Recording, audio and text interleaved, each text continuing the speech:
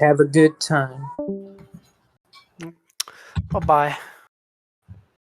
Well, when last we left off, the party had just been fleeing from the, murder in the streets of one of Belforet governess Yves Razon's bodyguards. So they had fled the Imperial and Townsguard who were pursuing, and the Townsguard stopped pursuit with a nod from their captain, Gareth Miles. The Imperial soldiers continued pursuit, but lost them as the party hid in a grove, probably right around here. They then headed north and met at Galder's Tower. Meanwhile, Yoga had a chat with the Orc chieftain, learned some thingies, then rendezvoused with the party at the tower, and from there hightailed it back to the docks and reboarded the ship, where they stayed for the night. They noticed overnight that there was a watch for them, or searching for someone along the docks, but they were able to evade capture and keep watch on deck. Meanwhile, Lucy, you have been feeling very sick and feverish and having terrible nightmares in your cabin. You've been in your waking moments, you've seen swimming Rhea's face. She's been trying to tend to you and keep you going. And now you come to, and you're feeling a lot better as morning comes, and everyone has now achieved a long rest. But you kind of hear not the squealing that you're used to of your little bat pet friend, but hey, you, you awake yet? Can I get like a recap of like everything that's been going on? Oh yeah, I mean, you got back to the boat, I believe, after the trip into the city where you went to talk to the mayor and went to visit the orc encampment. And then when you got back to the boat, that's when Lucy fell ill. The party, meanwhile, has been kind of traveling around. First, they went to the northern encampment up here and spoke to some folks trying to figure out, what's going on with the landless here. Then, after speaking with them, they were heading south to go to this other one to the northwest. But they noticed Kleeck, and as they noticed Kleeck, the party rendezvoused, and they saw a group of orcs heading out of the encampment towards the civic center. So they followed, but Yoga stayed behind.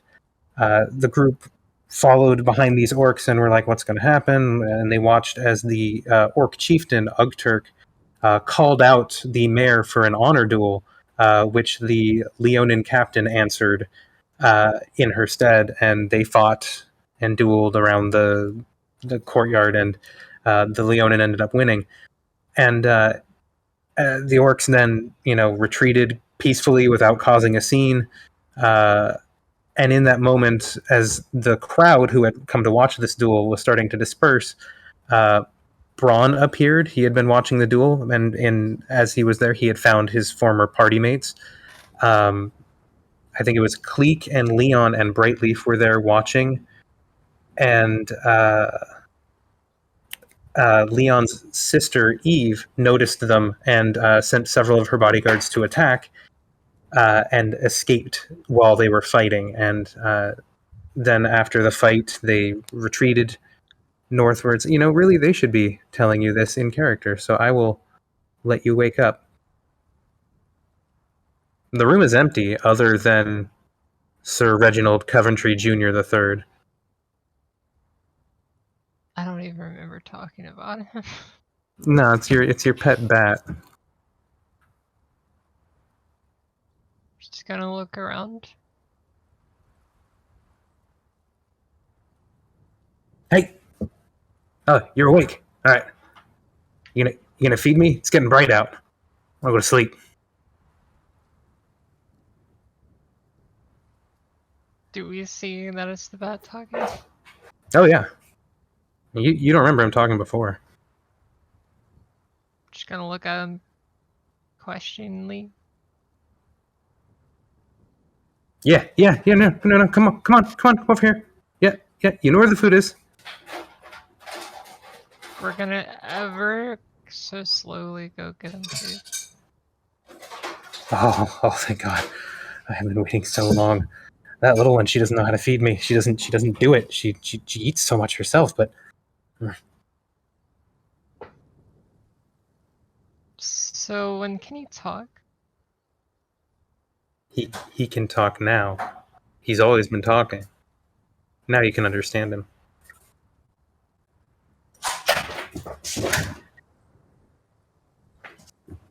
Just gonna give him a little extra food and then just walk out of our room. Oh, thank you. Can we get to the boat view? Oh, yeah, let's go to boat view, where everyone is on the boat.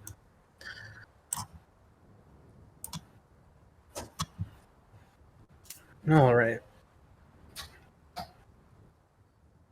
So everyone is gathered below decks, I believe, for breakfast after the morning watch, and that is where we left off as they were discussing what to do the next day. Lucy, you have now awoken, and you're feeling better, and I'll give you the moment to come down and present yourself, or just do what you're going to do.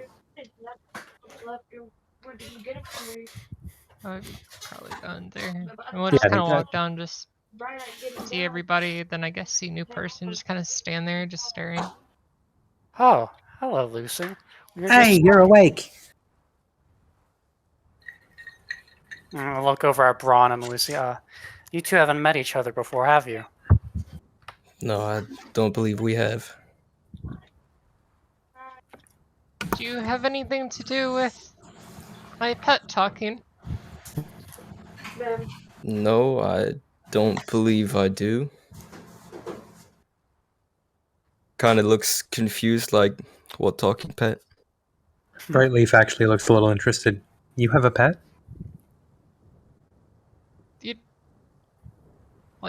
He said you never fed him, so that would probably make sense. Yes, I have a pet bat. Why is there a new person on the boat? Who are you? I could ask you the same question. Who are you? Lucy, this is Bron. He was traveling with us before. We thought he was dead. I really never.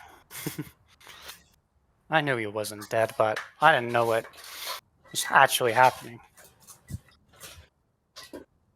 Well, I don't know how long you've been on my boat, but hello. I only got here last night. After I linked up with everyone else. Well, welcome. This is my ship, and then we have Kleeck as the stand-in captain, I suppose. I suppose Kleeck's not actually here. Those characters plotted there. He's looking at his 300 gold piece emerald and not really paying attention. Cool. He said doing bird things, and he wrote very shiny on his character sheet, so I'm just going to go with that's probably the thing he's looking at if he's being a bird. Fair enough. Yoga's going to clear his throat and say, bro, were you ever going to explain how you got back here? Yeah, actually, I was planning to do that when everybody was gathered here. Well, first thing I wanted to say was it's good to be back again, to see you all. And secondly, last night I haven't been completely honest with you. And I believe to be an effective team, we need to trust each other. So after sleeping on it, I've decided to fill you all in. He kind of pulls up a chair and scoots closer to the table and sits down. While I was asleep under the Lucky Unicorn's headquarters, I had these visions. I believe it was my goddess Shar speaking to me directly. I won't go into all of it because it was long. Only that I think I have to find this spear, this shade weaver. I don't really know where it is. I only saw a deeply wooded wilderness and a small cleft in the mountainside in the shadow of a massive ancient statue, and then a snow-covered town with bodies in the snow. After that, I had another vision. Turns to Rhea. Rhea, a woman with white hair and fangs was biting into your neck. I'm gonna have everyone roll an insight check real quick. Oh, oh. What a way to start it off. Actually, I get a 23, by the way. That's important. You're just taking your 17, Yeah. or okay.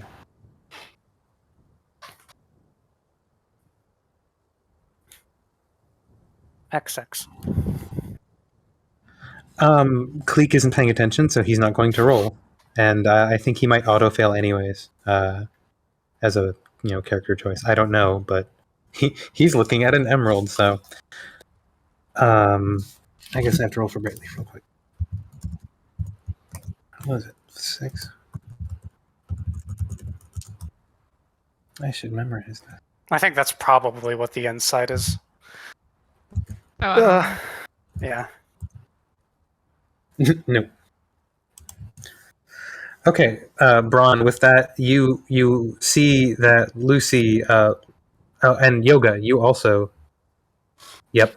So Bron and Yoga will both see that Lucy looks very nervous, and you will also both see that Rhea is blushing, and that's that moment. You can continue on. Sorry, just wanted to see what you all noticed there. All right. I'll continue. I also saw a man with tentacles wrapped around his neck speaking to a man with flames for eyes. And I saw a one-eyed man watching a bloody pool. As you say that with the tentacles and the fire for eyes, Yoga is kind of grabs out his notebook very haphazardly and kind of starts flipping through the pages and kind of like points his finger but urges you to keep going.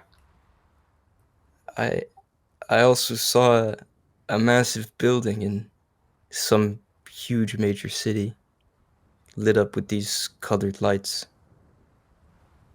And then I was shown this spear again, the Shade Weaver.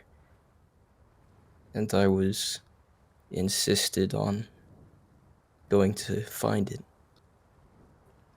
And then I woke up. And after I woke up, Ixa was there. And shortly after, I met up with Fenlock, where I was briefed on our mission. And Fenlock also told me that Cayman is their primary suspect for who the mole is. In fact, she's almost certain that it's him. So Cayman has recently disappeared. Yeah, she told me that as well. So I'm supposed to find Cayman and capture him if I can, or kill him if I must. And that's what I plan to do. Fenlock also trusted me to link back with all of you and keep us on track with the mission, and I won't forsake that trust. It turns to Rhea again. Rhea, you asked me yesterday how it only took a day to reach you. And I'll tell you, Fenlock brought me through some underground tunnels leading to a secret temple of my goddess. My sisters and brothers used their magics to teleport me to another shard temple here in Sichuan. In Sichuan, I was made aware of another issue. My temple is in great danger of being discovered due to some fast urban development. The city is clearing out woods and excavating the land for construction, and there's a really huge possibility that my people will be discovered here. And since the worship of non-approved gods is forbidden, if my people are found, they'll certainly be killed.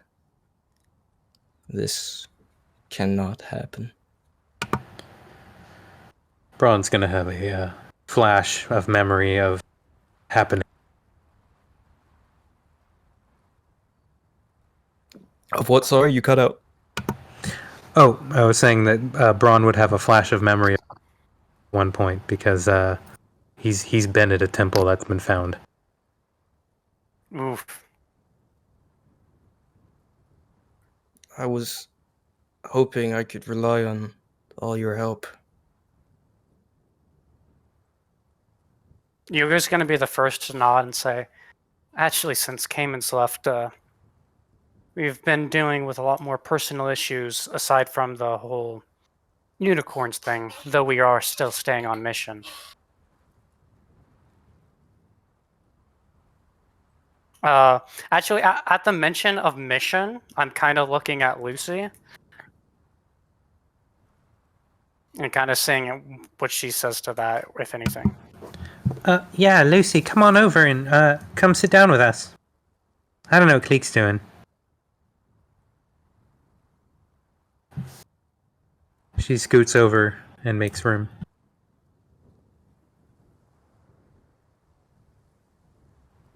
Just gonna slowly walk over.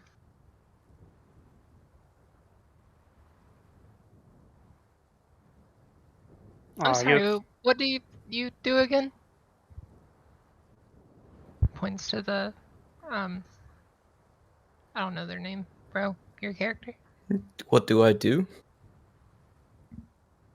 So you work for the Lucky Unicorns? Right now I do. I think he's kind of like us. I mean, he was in prison with us and got out at the same time. Mm-hmm. Yeah. They got us out of prison, so we owe them.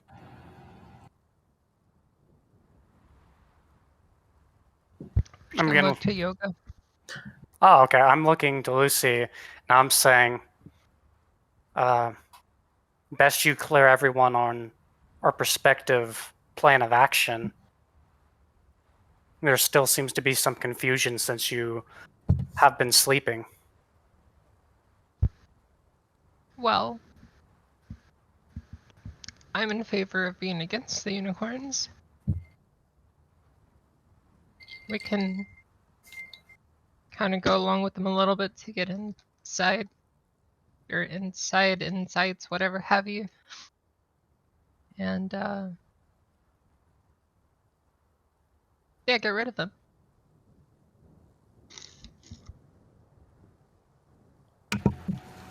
Well, and I mean, to be honest, I mean, wasn't it the Inquisitor who was letting us out? I mean, and isn't he from the Empire? So, I mean, they may have put us in prison in Swira, but the Empire let us out, and they're kind of like bigger and stuff.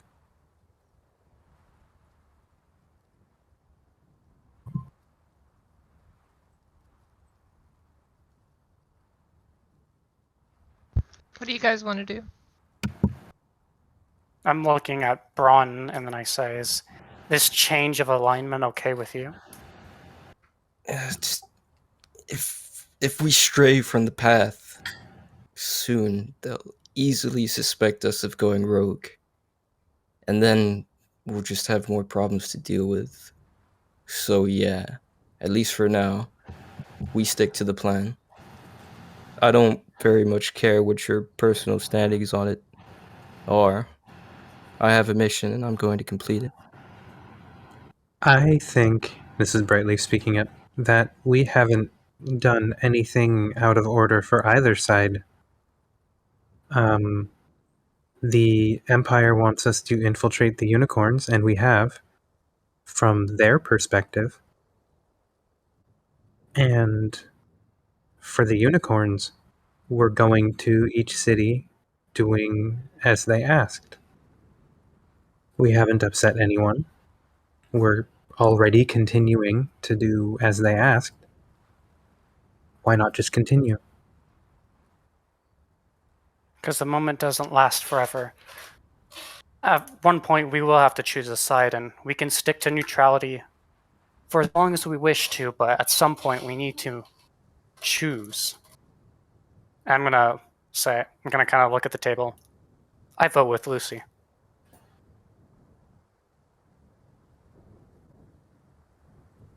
By the way, has Leon gave any reaction?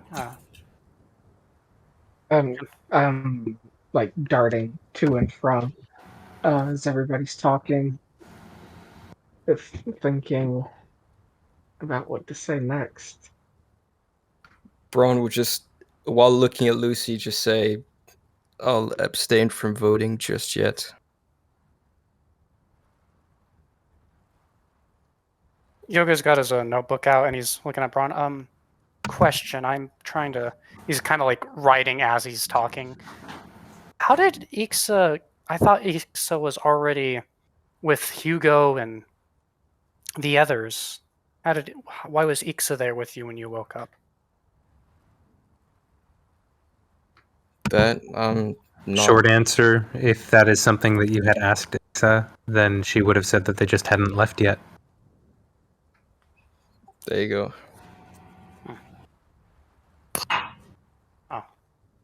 Kind of see Yoga scribble some things out. That was simpler than expected.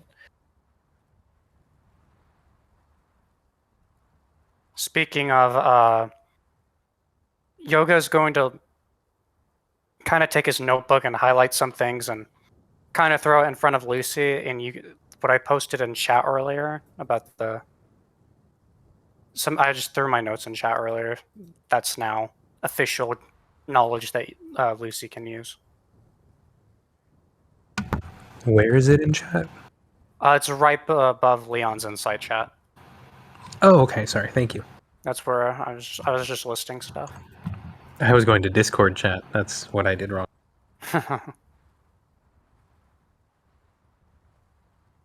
And then I'll kind of, as I put it in front of her, I say, "This is some things." I can read the notes out loud if you want. I mean, I kind of just put it in front of Lucy. It's Sure. really depending on whether or not she reads them aloud or if she even cares. I'll just read them. Sure. Rhea will be peering over to also read, just because she's sitting next to you. And is it in common? Yeah. Okay. I'm not. I could have wrote it in Celestial, but nah. Well, while all this is happening, I'm just gonna look at Bron. I don't have a dog in this fight past my own goals. But I will say that the Empire has got us to this point. What happens next, if we see anything shady, I think it would be better to stick to what we're doing. At least until something definite comes up. As of now, the unicorns seem to be trying to make things better, but good intentions and don't always justify the means. Yeah, I mean, after all, they're going to kill that mayor. Well, I'm not necessarily saying that's a bad thing either, because he's kind of a dick. But that's Which mayor? The one before. Oh, Bristol Camp. Yeah. He was limey. Yeah, I'm not saying that's necessarily a bad move or a good move, but kind of a dick. So,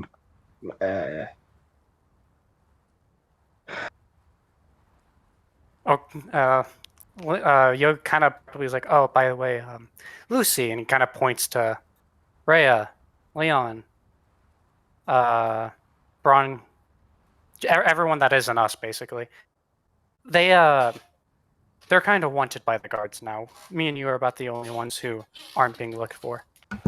oh yeah, that happened. Wait, What? what did you do?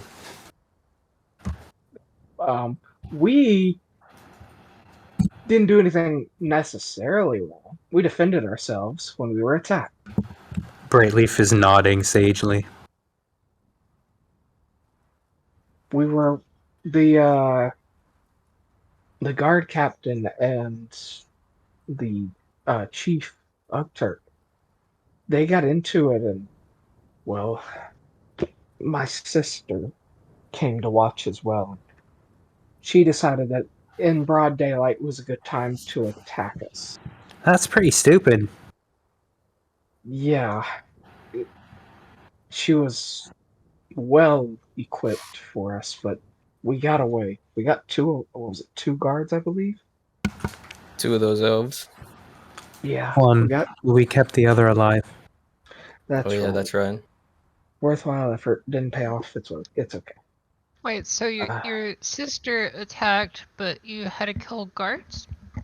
No, we had to kill her bodyguards. Oh. We got away without killing any guards. They were good archers. Yeah, the arrow wounds still hurt. But here we are.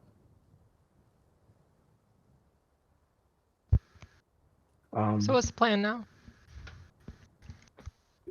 Yoga, Well- once again checking off things with his notebook, looks back at Bron and says, so what are we doing to help you with your temple, friend?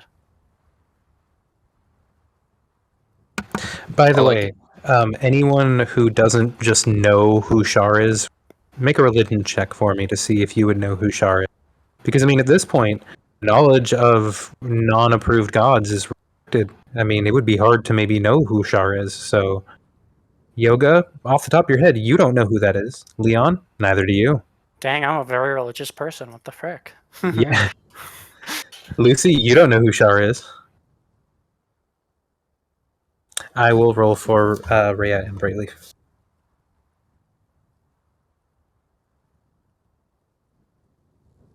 I'm gonna get some pickles, BRB. Pickle. No problem.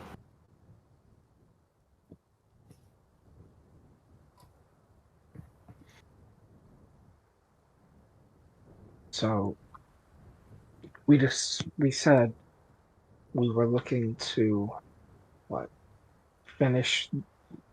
find out who's been killing around town, and then what? We moved to my family and maybe solve the issue of Bronze Temple in the process.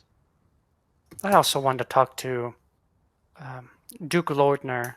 Ukturk said he was a good, honest man. No one knows who Shar is except Bron. You're just like, yeah, so I'm like a priest of Shar. Fine. Everyone's like, okay. I mean, when he said the fact that it's not an approved god, it probably clicked. I wouldn't know who that is. Right. I think in this situation, it just makes the DC higher. But yeah, none of you know who that is. Know that the power is pretty tough. He looks tough, and he's always kind of been dependable and tough. He's been around. Except for that time he died. Except for that time he died. That was pretty hardcore, though. Dying is wicked. okay.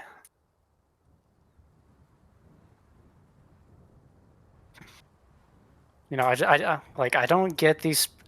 You know, Brightleaf. She once she almost died, she got really sad. I don't get it. I've actually died. Didn't affect me. I keep forgetting that happened. Were you in the party when me and Bron died? Because no, that was a different. Leon was not there yet. In a minute. But I think that was what we had decided on, and now Bron is wanting to save his temple, so I suppose we fit that in. Bron,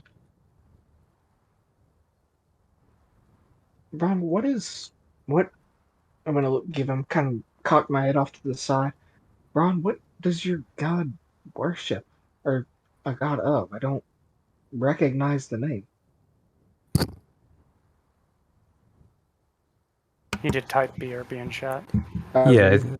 yeah, I think he BRB. No, you can go ahead and we'll save that question for when he gets back. Just for a moment, out of I'm back. character. Oh, Oh, okay, go ahead. I'm gonna cock my head to the side and look at Bron. What did you say your god was a god of? I don't recognize the name. Sure. The mistress of the night is the goddess of darkness in the caverns of this world. She's a counterpart to her twin, Saloon. She presides over the caverns of darkness. She's the god of forgetfulness, loss, night, and secrets. She also created the Shadow Weave.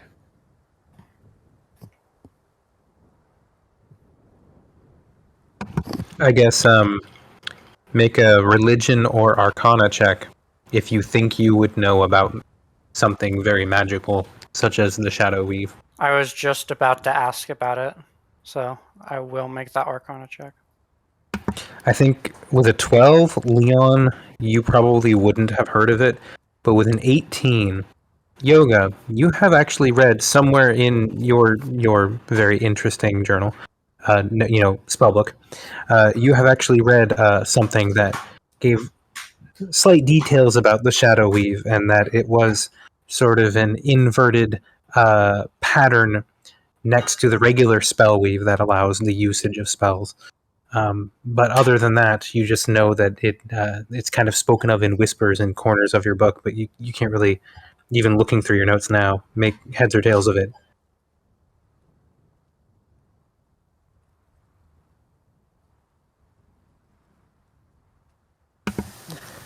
As Lucy leaves the room and heads up the stairs. Yoda's going to clear his throat. And are we ready to go? Any more discussion to be had? You see that Sir Reginald Coventry stuffed and has gorged himself on most of the food that you gave him. There's a tiny bit left. You did give extra, and he doesn't appear able to have eaten all of it. And he's kind of fallen asleep on top of it with some of it still in his mouth. But as you open the door, he kind of starts and, oh, hey, whoa. I didn't expect you back so soon. Hello. His eyes go wide and his ears twitch and kind of like scope around the room and then focus on you. Wait, what? What? Do you want to come meet everybody?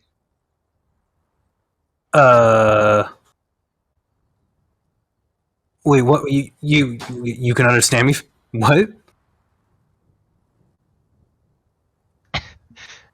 Oh, come here, Sir Reginald, and just like goes to go pick him up, completely ignoring him. Wait, what? I don't understand. Wait, why are you taking me out of my room? I love this place. And as you carry him down the stairs in his cage, I'm assuming he's in a cage. A ready source of guano for any aspiring fireball casters. Oh my lord. I'll bring him And down. so, Lucy, you hear him protesting and like kind of protecting his food a little bit, and like also trying to get into a kind of hidden spot of his cage, of which there isn't really one. And he's like, "Oh, why are you taking me down here? What are you doing? What are we doing here?" Everyone else, you see Lucy bring a bat in a cage down into the room, and the bat's like, Oh.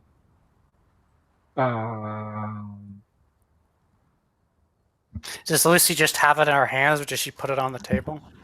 "It's in the cage right now, unless you take it out." You're just gonna have him on the table, like in the cage. He's looking around furtively, trying to protect his food, but also hide. What is his food? What'd you give him? Whatever bats eat, I don't know. I mean, depending on the kind of bat, they would eat meat things, they would eat bugs, they would eat fruit, they would eat different kinds of things depending on the bat. What kind of bat is it? That's a great question. Is it a vampire bat? Sounds That's a thematic. crime. Google, crime. what you got for me? Bats are like 4 feet tall. Yeah, it doesn't have to be small. You could be you know, like a small dog-sized bat, even a medium-sized dog. While she's describing, or while she's Googling, I found a bat at work the other day and I rescued it. And I thought I felt like a goddamn hero for about 30 minutes because of it. Because why? A bat got wrapped up in cobwebs and crash landed in my workshop the other day. Ooh, So I went to go and unravel it, and I felt like a goddamn hero for about 30 minutes the other day. that's really cool, man. Good job.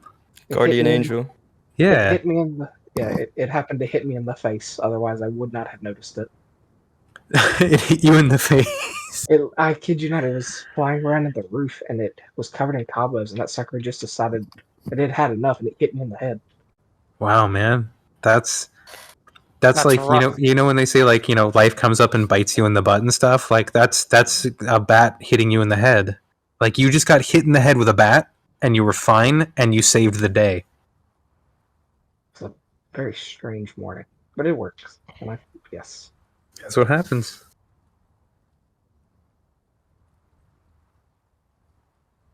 No, I would even say that I don't think Bron understands the attacks that have been occurring in the city very well. Mm, He Sure. arrived in kind of in the morning, and then arrived. He crossed the river, and then he saw the fight and saw you guys, and that was about the extent of him being in town. He hasn't been, investigating like you have. Yeah. I think we mentioned in character bits and pieces, but I understand both from the player aspect and the character aspect. I don't think we. Yeah, both. Yeah. What kind of bat should we have? Can I tackle this one out of character just so, from a player standpoint, he can kind of be not so lost? It's just a little easier. Well, yeah. Let's just say you're explaining it to him in character, but go ahead and explain it to him out of character to give better context, and I will give supporting details as needed. Go Yeah, ahead. can we go back to the map then for this? Yeah. So basically, this town is pretty corrupt. We have the mayor, who we were trying to sway the vote to vote against the Lucky Unicorns, or against the vote for Anserum. And they didn't seem to have a real care until Lucy mentioned that she was interested in buying land. They mentioned these little circles are called the landless. These are people who have been kicked out of their homes because the nobles have come onto these lands and purchased land, and instead of relocating these people, they just kind of kicked them out and just built over their homes. And so, and there have been recent attacks, which are the little X's. And as one of the things that I put a note in for is we talked to a guy named Ukturk, who is the orc chief. He is he's been a little bit rowdy because he's been cheated of some land. And he says that some of the attacks were made with a barrage of arrows, which is not very common for, poor people. And there just hasn't been a lot of laws or compensation really given to the people that they've just kicked out of town, basically. Bron, you got Right. anything to add on that? I wanted to add real quick that the land that has been sold is the land that I have circled in blue that used to belong to people that live nearby. So there's a lot of land that has been displaced. And then I think what our current plan is, Leon's. Me and we're wanting to go over here and look at some of these attacks, but at some point we were given a name, the Duke Lordner, who again the Orc Chief gave word that he was a honorable man, because Yoga kind of wants to pull a law kind of move on this and see what's behind the law and whether or not they're actually really able to do this. Which, yeah, I'm just gonna. If I missed anything, let me repaste the notes. I'll say, for the sake of this as well, that after I showed it to Lucy, I showed it to Bron. Kind of like a summary of what I had. Are you a little bit more on board now? 100%, yeah. Awesome. Yeah. Cool. Anyone else have anything that I might have missed? We agreed to kill my sister. Everyone but Yoga agreed to kill Leon's sister. Everybody agreed to kill Leon's sister. Yeah, I was fine with it. After she attacked us, I'm even more okay with it. Yeah. It was unprovoked, too. That's what the wild thing was. She was never one to do that sort of stuff, except for when she was. Okay, back in character, Yoga's. Since he wasn't there, he says, "Oh, how did they get away with attacking you? Did the guard? Sure, if the guards chased you, did they not chase them?" I think we were just the first ones they saw, and they just saw a brawl in the street that wasn't an honor duel. And, yeah. Interesting. So, yeah, we got the crap end of the stick on that one.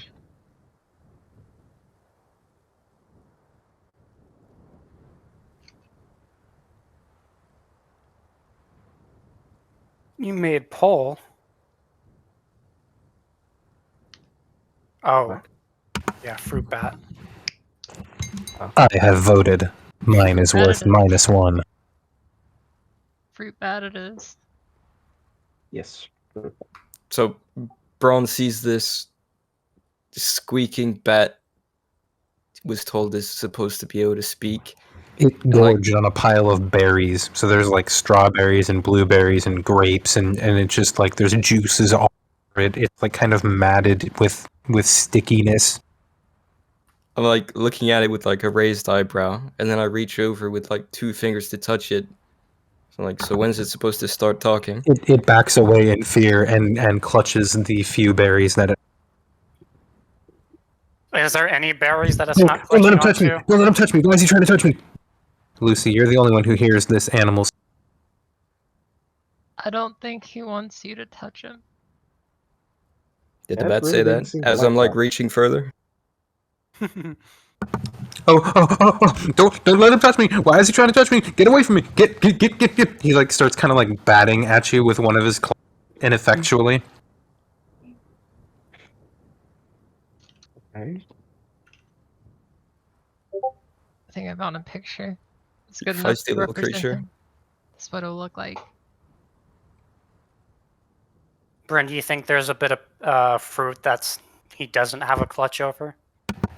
Maybe, yeah. I'm gonna kind of, with one of my claw fingernails kind of thing. I'm just gonna kind of pat it over into my palm. Make Kinda a taste- sleight of hand check. Oh no, I might have a negative for that. No, I've got a. Oh. Wow. Okay, let's see.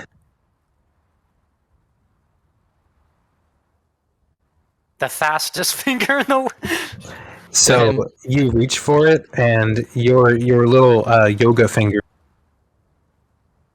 time individually, you kind of like you slide 3 past the bars and kind of keep one and hook it back and like hold onto the bars with it, and you grab one fruit and kind of like toss it up, and he like swipes for it to try and grab it, spills out a couple other ones, and then your other 2 fingers scoop those up and like pull out like 3 or 4 berries, and he kind of like stumbles over and falls flat on his face, and everything else goes tumbling out.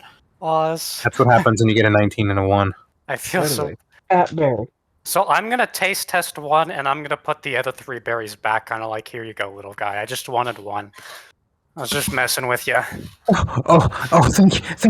Thank you so much. I just he like scoops them back towards him, and like you can see a small tear in his right eye as he kind of like starts chewing on one of them. How does my berry taste? Does it taste like something that you'd give to not an animal? I don't know. We talked about this just a moment ago, so why don't you roll a perception check based on taste? You just drug a bat? Is that what you just did? You just drug a bat? What? No. I stole one of its berries. Oh, murder. It tastes all right. It's not the best berry. You know, it's about a bear, about what you would think you would give a berry to a bat. It's about a berry. You're not a connoisseur, of course, but Right after these shenanigans, I'm gonna ask Lucy. So, what's the point of the bat? It's just cute. Look at that answer. that's right. I'm cute. Don't touch my food. No, you're. And don't touch his food. I don't know how you understand me, but thank you. Thank you. I'm so glad you understand. Touch me. Don't let them touch my food. It's Mary Poppins, y'all. He really doesn't like when you touch his food. Yeah, he really doesn't seem to enjoy that. We're gonna look at Sir Reginald and be like, you know he ate one of your berries, right? We're gonna point to Yoga. Well, I guess I couldn't eat them all before you brought me down here. I told you I don't like guests. But I can meet everyone, so that's Yoga. That's Rhea. That's Brightleaf. Rhea waves. Brightleaf kind of nods, and she is going to cast. I believe she has access to speak with animals. Let me bring her sheet up. Before she does that, as she's kind of still talking to this bat, I put Yep. my like backhand on Lucy's head. I'm like, "Are you sure you're feeling all right? That bat isn't saying any words." Mm, Brightleaf is going to cast speak with animals and be like, "It's a pleasure to meet you, Sir Reginald." And he's gonna be like, "Wait, what? I can hear you too." He's gonna turn to you, Lucy. What happened to you ladies? But I don't know this lady, but like, how can so many people talk to me now? You actually you don't just you normally what? I don't know what she's doing, but I can talk to animals. yeah, When- I use like a spell. This is something I always had a Roll question deception. about. Oh. Excellent. That's pretty good. When Brightleaf speaks using the speak with animals, does Brightleaf's gonna look at you and kind of cock an eyebrow, and then go back to being fine. You're the only one who's gonna see her do that. I have a question about speak with animals. Yeah. When Brightleaf like speaks using speak with animals, can we understand what she's saying to the bat, or does it like come out in bat screeches? Or It comes out in bat squeaks. That is how I interpret it. I'm gonna actually read the spell right now to make sure I'm not doing it wrong. So, in just interpreting it though offhand, I would say that it comes out as animal speech. Let's see. You gain the ability to comprehend and verbally communicate with beasts for the duration. Knowledge and awareness of many beasts is limited by their intelligence, but at a minimum, beasts can give you information about nearby locations and monsters, including whatever they can perceive or have perceived within the last day. You might be able to persuade a beast to perform a small favor for you at the GM's discretion. It says nothing about how you communicate. I'm going to say that when you use speak with animals, you speak in the language of the animal. So if you're speaking to a boar, you're going to be making squeals and grunts. If you're speaking to a bird, you're going to be making chirps and tweets. So speaking with a bat, she's making squeals and squeaks. Love it. So you're seeing Brightleaf just like kind of squeak at the bat. Who when Lucy talks to it, she just is speaking in common. and the bat squeaks back, and they seem to understand each other. But Brightleaf is squeaking at the bat, and the bat seems to understand what she's saying, and they seem to be holding a conversation as well. Lucy, likewise, you can understand the bat speech. So you understand what Lucy, you understand what Brightleaf is saying when she's speaking to Sir Reginald as well. No one else does, unless they speak bat. I don't think anyone does. So that No. brings up the Nope. question though, like, does the bat just understand common? The bat just understands common, yes. Okay. Perhaps. Or maybe they just understand Lucy? Maybe I they don't just know. understand people who are able to communicate with it. Yeah, It's People, anime logic. people who are able to communicate with it being the proper predicate to I assess love their. SAO. Yoga's gonna look at it and say, "Have you ever taken it out of its cage?" You have. It's ended poorly at times back at home, and it's also been fun at times. He always comes back. Yes.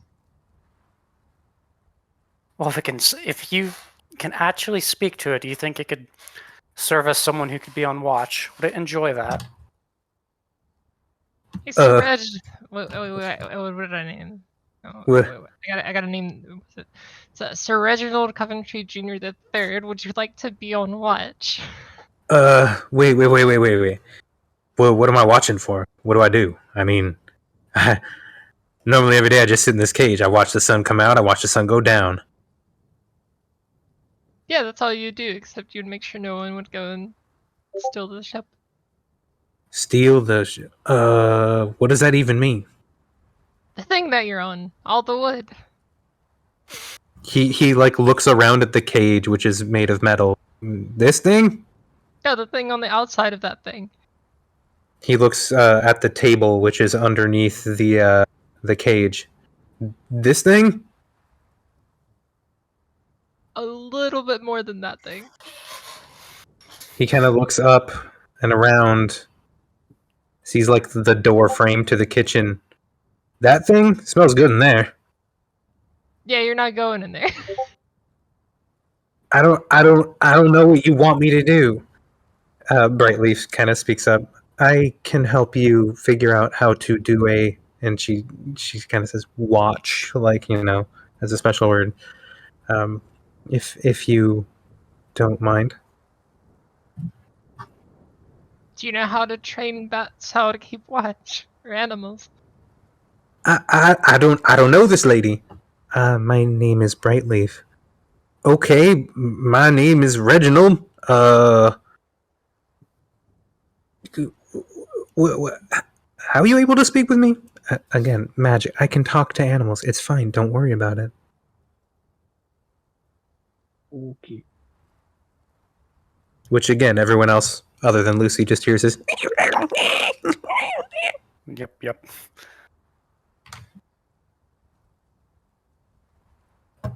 Yoga's kind of ready to go, but like I'm trying to think of how long we stall for Kleeck. At some point, as he said, it was going to take a little bit longer than expected. We can just go, and he can fly there. Yeah. You can leave a note. He can fly there. It's easy. I got Sweet. the perfect idea. All right. Would he be like laying down in there, like napping or something? I mean, I think he's just looking at his shiny emerald and completely enthralled in it. Maybe he's started to doze on the hammock as he was looking at it, and that's why he's asleep. We can go with whatever works. But yeah, let's say he's asleep. That's fine. Perfect. Okay. Well, if that's what we're going with, we're gonna go ahead and walk over there to check on him. Yeah, he's kind of dozed off in there. He's holding the emerald on his chest as he's kind of sleeping in the hammock. We have the most brilliant of ideas. We're gonna like kind of sneak our way in here and then try to take the emerald. Okay, let's do a sleight of hand check against his passive perception. I will go to Kleeck's 16. 16. I think that's probably going to be good enough. Let me look at Kleeck's passive perception. Ooh, his passive perception is 16. Does that mean he notices you, or since you met the DC, that means you succeeded? I feel like that means you succeeded since his passive was the thing to beat. For checks, I think it's a success if you meet, because in combat, if you meet the AC, you hit. Yeah, that's what I was thinking. So Yeah, I think it's weird because it's whoever's contesting has the even win. so that means that Lucy has the even win because she's contesting.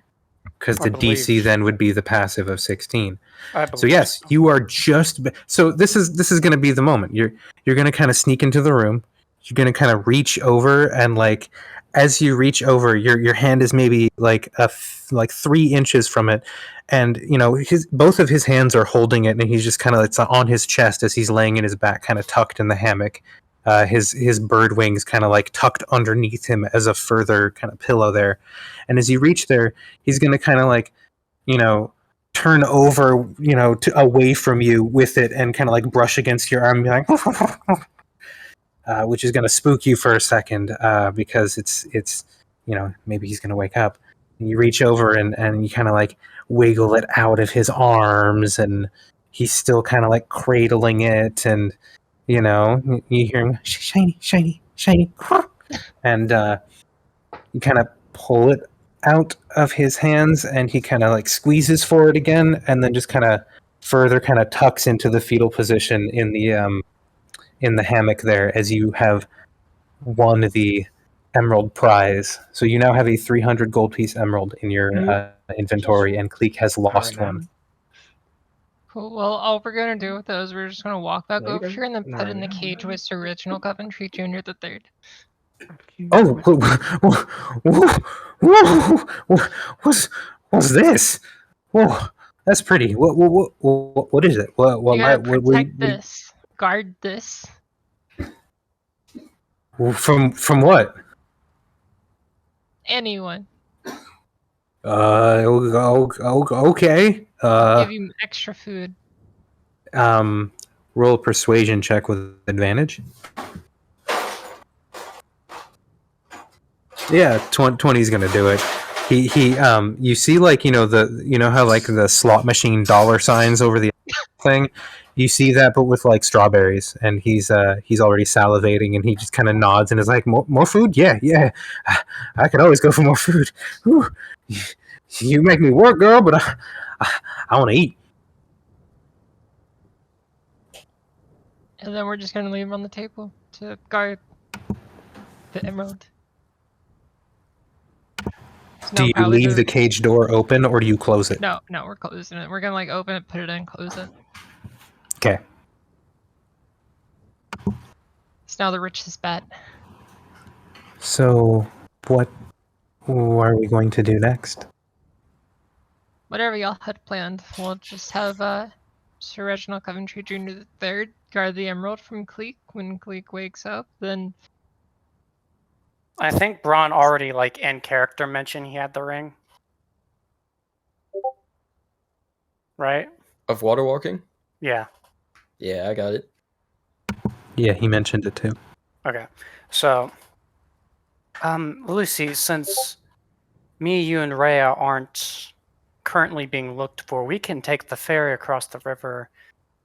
These 4 were going to use a ring to get across without being less noticeable. why don't we just get their name cleared with the guards?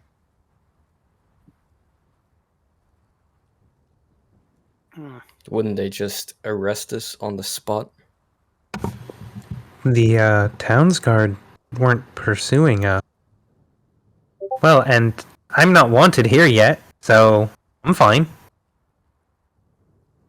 I did mention Rhea was safe. Yeah, she's just pressing the issue.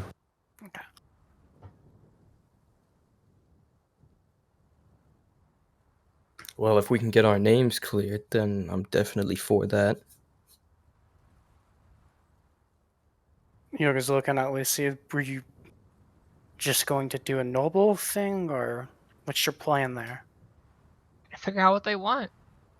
And by also that, can we think about what town guards would normally want or do? Just money?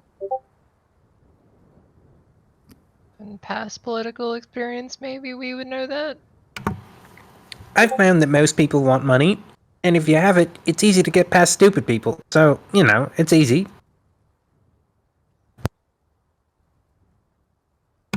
Leon, you would know the power of money.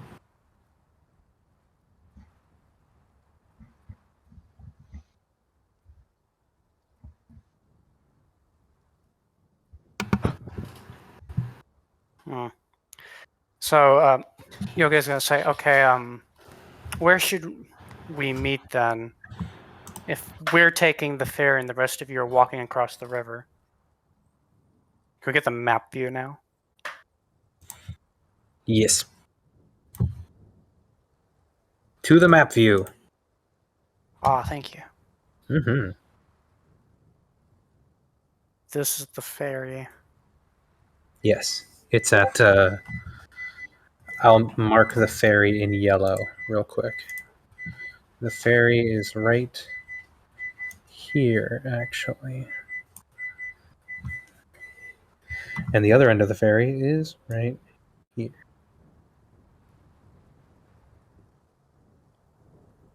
So I'm gonna recommend that the people water walking go somewhere like down here, and we can just take the ferry and then walk over here. So you're suggesting that the crossing is made there? Yes. What does everyone else think about that? So, like, how wanted are you guys? That's a great question. Actually, it is. So, I say first we find that out to determine if we can clear your name, or if we're not clearing your name and we gotta do some sneaky stuff. Because otherwise, you could just take the ferry across.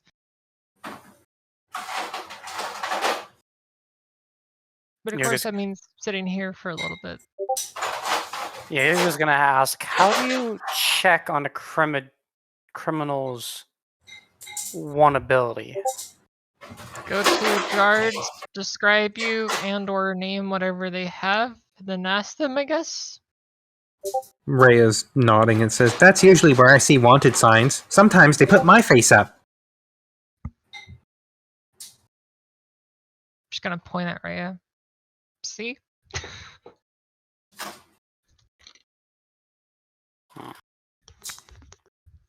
If there's something, I'm sure it's going to be in the Civic Center. That's where all the city stuff happens, right? Either that or like the guard's place. I mean, and that's right next to it, so...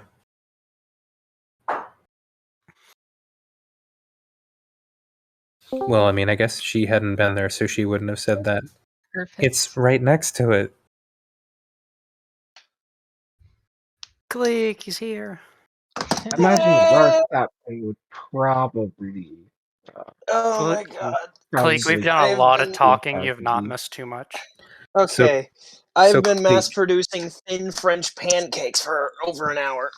Good work. I bet you smell like pancakes, which is honestly pretty cool. So, Pancake. Kleeck, you were listening for a while, and then you remembered that you had this beautiful 300 gold piece emerald in your inventory, Oh, very shiny, yeah. and you pulled it out of your pocket, and you've just been looking at it for the past hour, and you kind of wandered into one of the rooms down in the cabin area next to the kitchen, and you kind of climbed into the hammock there, and you were looking at your emerald and kind of holding it, and you fell asleep. And now you've woken up on board the ship, and your first thought is, "Where's my shiny?" Wait, where'd it go? And that's where you wake up. It's gone. It's gone. It's gone. The emerald's gone. Oh no. Kleeck is not a malicious soul, but if anything were to drive him for violence, this may be it. Oh boy. Oof, that's We good get to the chicken hear. hawk. Do That we is hear good to hear. perhaps Kleeck's disoriented as he wakes up. I don't know, Kleeck, Lots how of much noise are distressed you making? walking. How A much noise are you... lot. Okay, A so lot. so I'm just going to say yes, because the door was probably left open, and you're all sitting right there still. As we've discussed now, the 2 crossing points, either taking the ferry, which is north, or taking the water walking ring crossing, which is to the south. We're going to go back to the boat, because that's where stuff's happening. Yep, I'm So, gonna. Kleeck, that's the room that you're in as you scoot down to the 3rd I'm tier. still loading the map, so It's fine. It's a 3rd tier slow down. internet. Yes, no Okay, worries. I'm on the very bottom deck. Oh boy. Yeah, you've gone inside because there was a meeting, but you, like I said, you got bored, you fell asleep. It's been about an hour of talking, so you're good. But yeah, you wake up where you are, and thank you for putting the cage there. You wake up where you are. I said, Kleeck, get in here. We're just about to leave. I hope. Man, the one place Kleeck feels safe enough to go to sleep inside soundly, because it's just a big wooden water nest. But no, now my shiny's gone. Yoga is calling you, by the way. Maybe you should. Yeah. Oh well. Yeah. No, Kleeck is just panicking. He Panicking? ignores the calls as he desperately searches the room for shiny. Kleeck, your shinies out here. Go ahead and roll an investigation check. Bold of you to assume he's actually managed to get a word out so that you understand what he's looking for, Yoga. No, but I see it in front of me.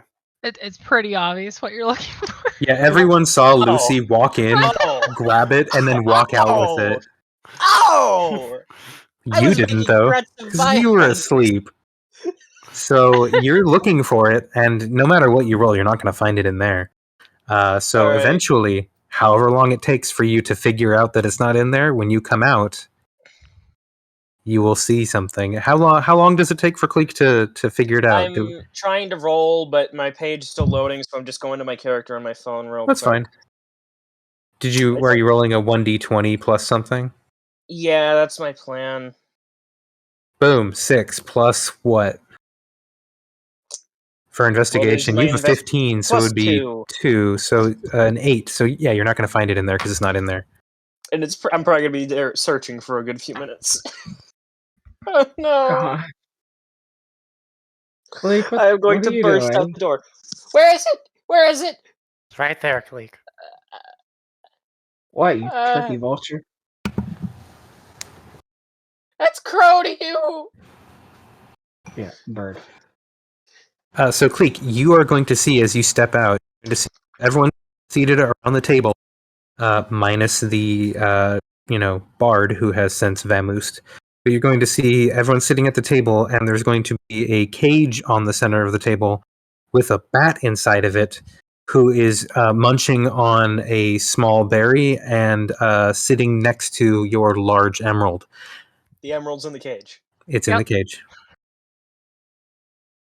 And you're just gonna list you with the Oh, biggest, no. like, kind of shit-eating grin on her face. Is she looking at me with a shit-eating grin? Yep. Why is Why? the shiny in the cage with the tiny furry bird? First off, Sir Reginald Coventry Jr. III is a bat. It's a fruit bat. They're really cute. If you look in the tavern, or not tavern, the party chat, you'll see that. This dude freaking out, man. What? Second, he's guarding it. I don't like the hairy bird. Yeah, that's right, fool. I'm guarding this thing. He's guarding it. Is it speaking? You don't hear No, that. you hear squeaks. Wait, actually, would Kleeck be able to kind of understand it? Maybe. Kleeck does not have the ability to speak with bats that I am aware of. Birds only. Unless they speak Arakakra or Aran. Right, unless they speak those languages, and this bat doesn't speak those languages. So you hear squeaks. Lucy, you hear what it's saying. Brightleaf, at this point, the spell is faded and is just kind of, like listening with her ears perked. Like she's trying to understand it even though she can't really, but she is also watching intently, so she kind of gets the body language and stuff too. She's good with animals. Kleeck is sitting here actually mildly terrified of the thing. Like he's kind of backing up, like he's shielding his face with his arm. The bat has now stepped in front of the gem at the insistence of Lucy saying that he's there to guard it, and he has stepped in front of it between you and the emerald, and he has obscured part of it from you. It's pretty large, and the bat's not super large, and he's like kind of puffing up and kind of spreading his wings a little bit to look larger. Like, yeah, you want some of this? You want some of this? Where did you get a hair bird, and why does it have my gem? Don't let her open this cage. Lucy You, just goes, you "What's wouldn't the like last if thing?" she opened this cage. I know you wouldn't. Kleeck, I'm pretty sure you could probably take him on. Wait, What? what? What? Whose side are you on, girl? Come on. I don't know, I'm but I mean, trying to take the emerald at this point Is while it it's distracted. threatening me? Sleight of the sleight of hand. I'm gonna do the passive would probably beat that.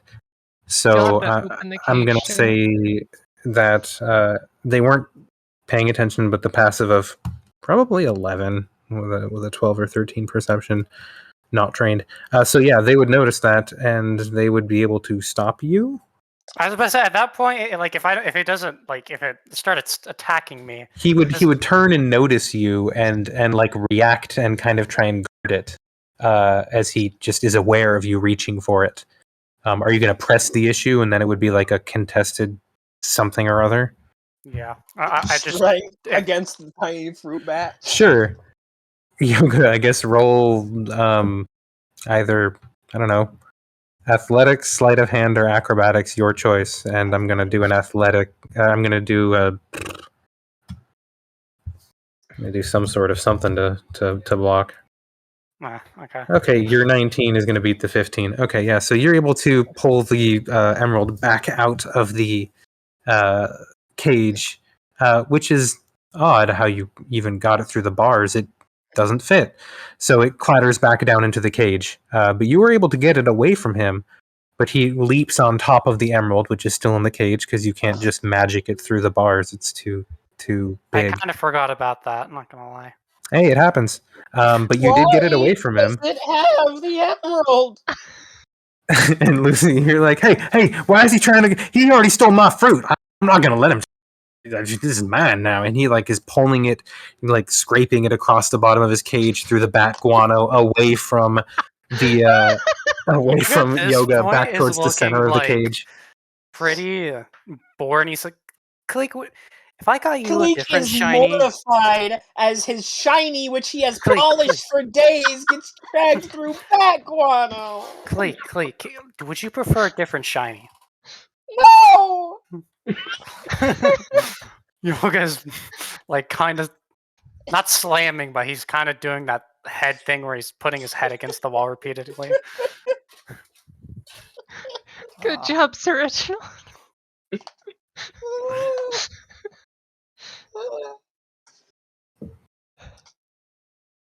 Why? Come on, Lucy, give Kleeck back his. Yeah, why? His emerald. Why is a good question. I can't explain how he's doing it, but like his bottom beak is trembling. No, That's kinda like that's the one how with the he joint. did it. That's the one with the joint. That's the best way I can describe it. We're gonna go pull some berries from our pocket. I guess his rations. I don't know, or get some berries and just kind of like No worries. know. The kitchen's right there. yeah, we would get them and put them on the opposite side of the cage, like in our hand holding it to the cage. Oh, wait, food now? I mean, like he's still right there. I mean, and he's right there, and he points at Yoga. Hey, you did your job. You did Am I great. watching the Here's some bat food. point and Oh, I squeak? mean, if you insist. And he like kind of trots on over and starts eating the fruit immediately. He's already been gorged, but took a little bit of energy to get all up and at him as he did. So I guess he made some room. I just watched a bat point and squeak at a turtle. Yes. So, Kleeck has now added confusion to his list of wild emotions as to why this thing seems to have a level of intelligence. And he will poop Human right now. gesticulation. Some of which we'll get on the emerald. Oh no! Again, he had to make room. He's eating now, and he got all up and at him. Is there like some clean spots on the emerald? Oh yeah, no. It's only on two of the one of the faces that was dragged through it, and then one that kind of got splattered with it. So it's like most of the emerald's clean, only a little bit of it's dirty. Okay, we're gonna quickly open the cage, grab the emerald, shut cage. Bye. Yep, he's not guarding it anymore. He's eating. And I'm gonna, like, as that happens, I'm gonna use prestidigitation to clean the emerald. Okay, emerald's clean. Thank It's you. shiny and clean as clean as it was when you had it a moment ago. Kleeck has gone starry-eyed. I'm back. You haven't Oh, missed a I kind of thing. forgot Bron wasn't there. He left just for a moment. I am grabbing my gem and hugging Yoga. We're For gonna he is my savior. we're gonna go and like do the thing where you kind of give it, but then you take it away at the last second. We're gonna do that. No, you bet. Oh, you're gonna fight for that. Oh, All right, do a no. contested check of some kind. Emeralds and bats for the past 20 minutes. Give Yes. me my emerald. I'm gonna give Blake advantage. Is it Yes. sleight of hand? Wait, who currently has it? Are we taking it from Lucy, or are we I'm making taking sure? it. I am taking it from Lucy. I'll cast She's guidance. trying to take it away. Who are you casting guidance on? Kleeck. Okay, Kleeck, Yeah, you got a 17 for your roll, and Lucy, to contest, you can pick athletics, sleight of hand, or acrobatics, depending on how you flavor your attempt to stop his thievery of the thing in your hands. Thievery. Well, I mean, Excuse me. I'm not saying it's. I'm saying you're trying to take something that is currently in their man. possession. 20. Oh, That's what I mean. So the 20 is going to block your 17 as she kind of like twists her hand a little bit as you reach around, and your hand and her hand kind of like do this little like battle, and it looks like one of those gun katas from Equilibrium where you're like up against each other for a second, and she just kind of like pulls away and has it in her hand and is holding it well above your reaching ability unless you were to start flying. And Lucy, you have the emerald. On that note, yeah, I'm lunging for it. I'm jumping at the emerald. Just Okay. full body. I guess going for it. try again. I mean, for that, Do I have to use sleight of hand, or could I? Use, like, Lucy, I'm going to give you a acrobatics chance to or react athletics? before he gets a chance to do that again. So, what would you like to do in this moment as he is Okay. preparing to lunge at you?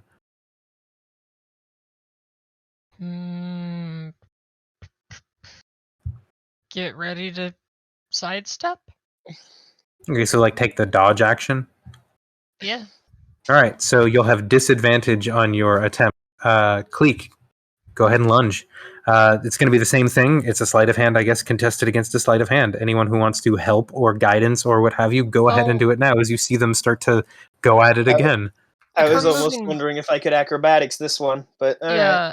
I would think it'd be like acrobatics and Sure. athletics because let's- it's like bodies moving. Yeah, Give gem. well, that's what I was saying. Is pick the one that you want: acrobatics, athletics, or sleight of hand, and flavor it thusly. So we have Advantage, please. Not this time. I did not provide it.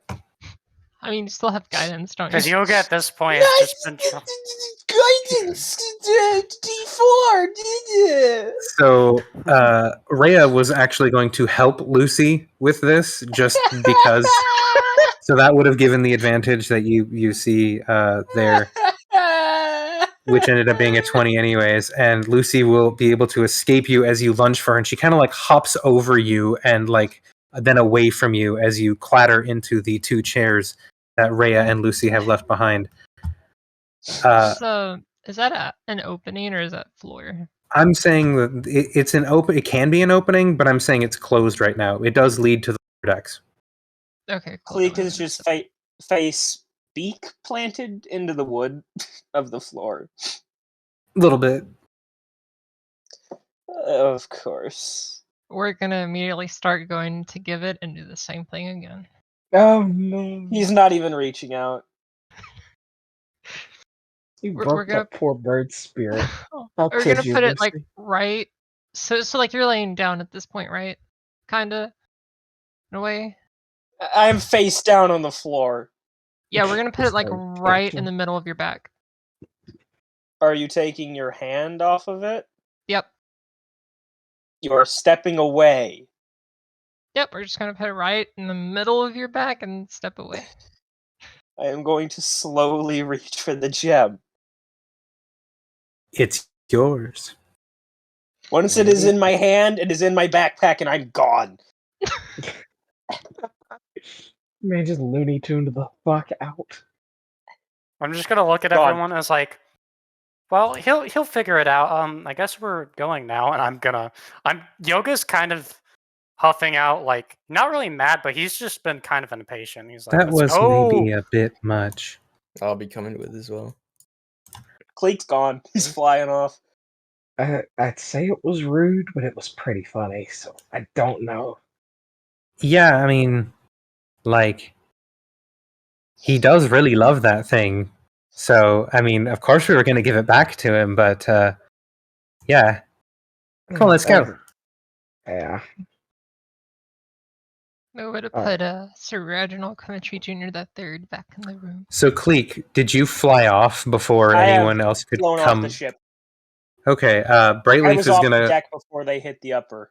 Brightleaf is gonna get to the top deck and see you and yell after you. I will stop and turn around. She'll wave for you to come back. I will slowly fly to my crow's nest.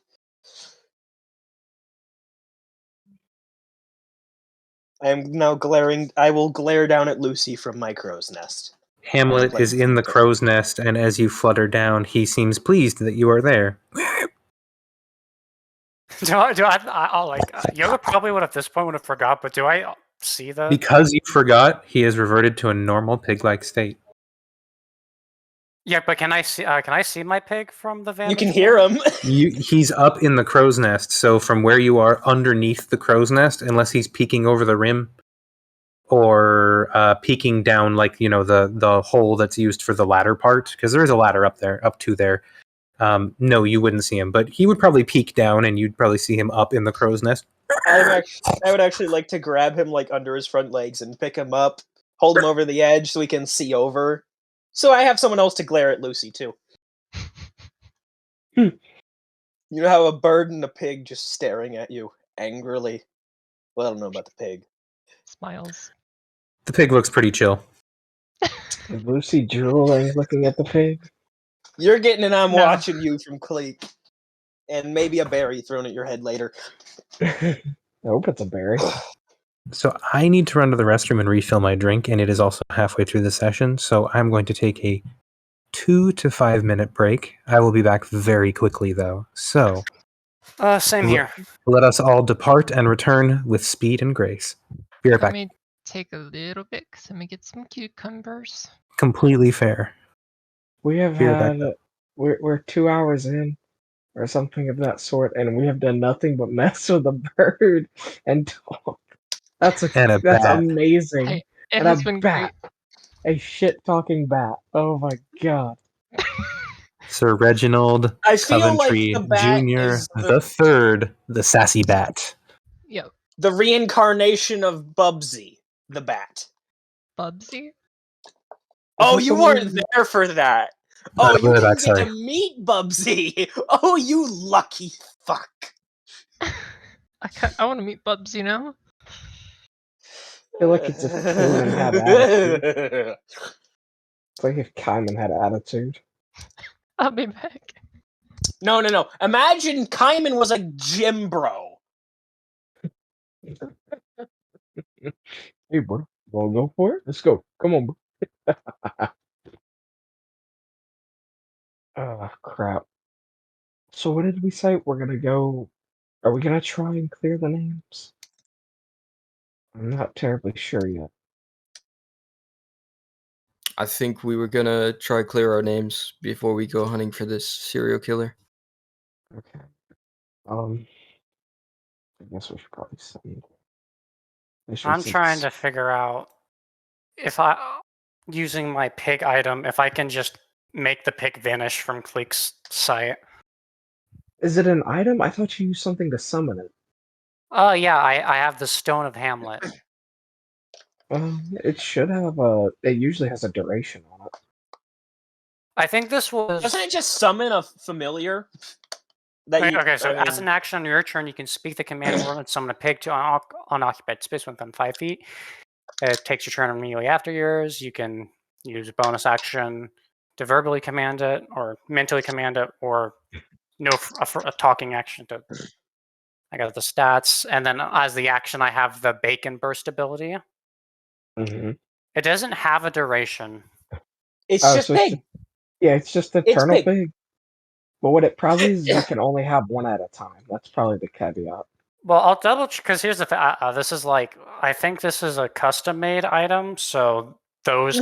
I doubt Bacon Burst is Wizards of the Coast. Yeah. Yeah. So I imagine it's just a little bit something that flew under the nose of Bron and I'll ask about.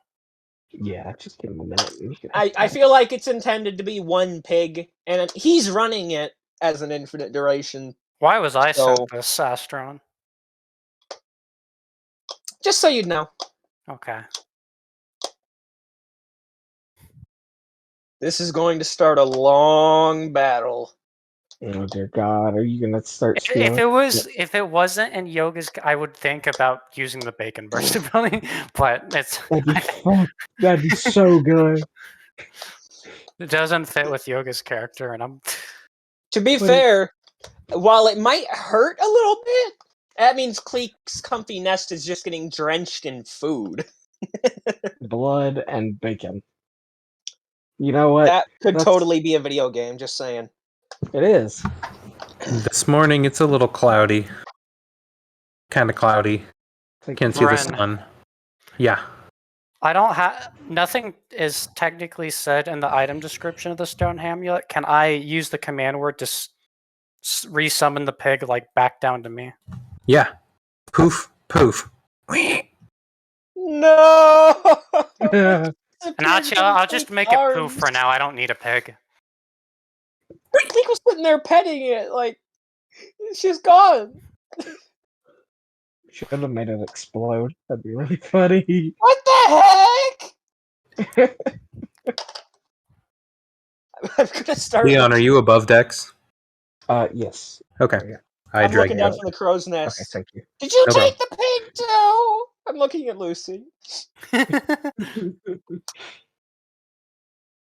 That is the correct. I think Lucy's assumption. getting cucumbers. Yes. Oh, I- yes. I think Seriously. Yoga took the pig, Kleeck. I think it's Yoga's pig. I kind of take out my little stone Oh, hamlet and I kind of just wave it. Right. Yes, why was the pig up there?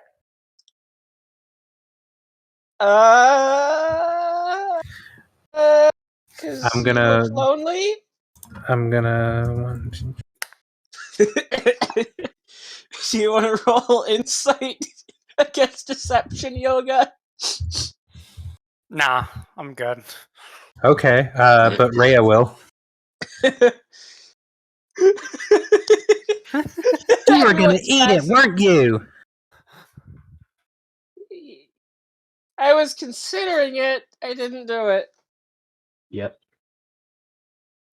That pig Hey. glows. I wouldn't eat it. I like Yeah. pig, and it's been a long time. We have bacon down below. It's not I've fresh. been eating it all. What? Fresh. I mean, I guess Rhea. it's not, but that I'm was going a to. glowing pig. I'm going to drop a single berry from my pouch of random foraged berries. I'm gonna that look I at Kleeck assume I and have. say that pig isn't. It just dissipates. There's no food inside the pig. Aww. A magic pig. What's the good of a pig then? Well, it keeps you from not being lonely, I suppose, as you said. Yeah, fair point.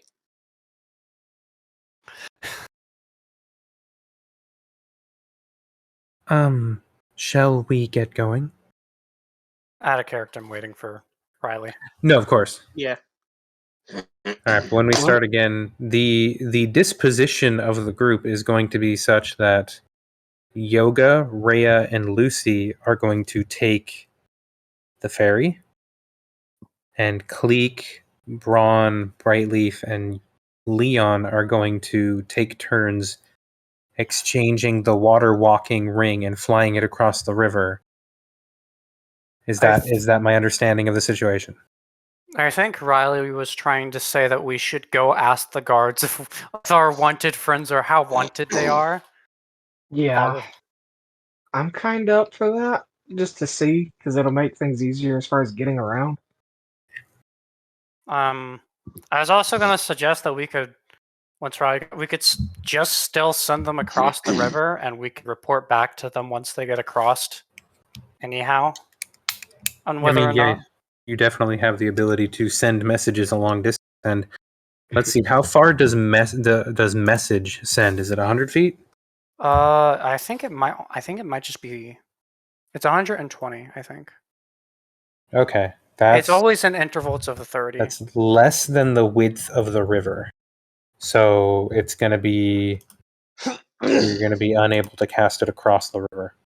I mean, I figured we could just tell them once they got across the river, it's like, "Hey, you're good," or "Hey." Especially since no. Kleeck can fly, yeah. Yeah. And yeah. So when Lucy gets back, y'all will head out, and we will. Wait. Are you back?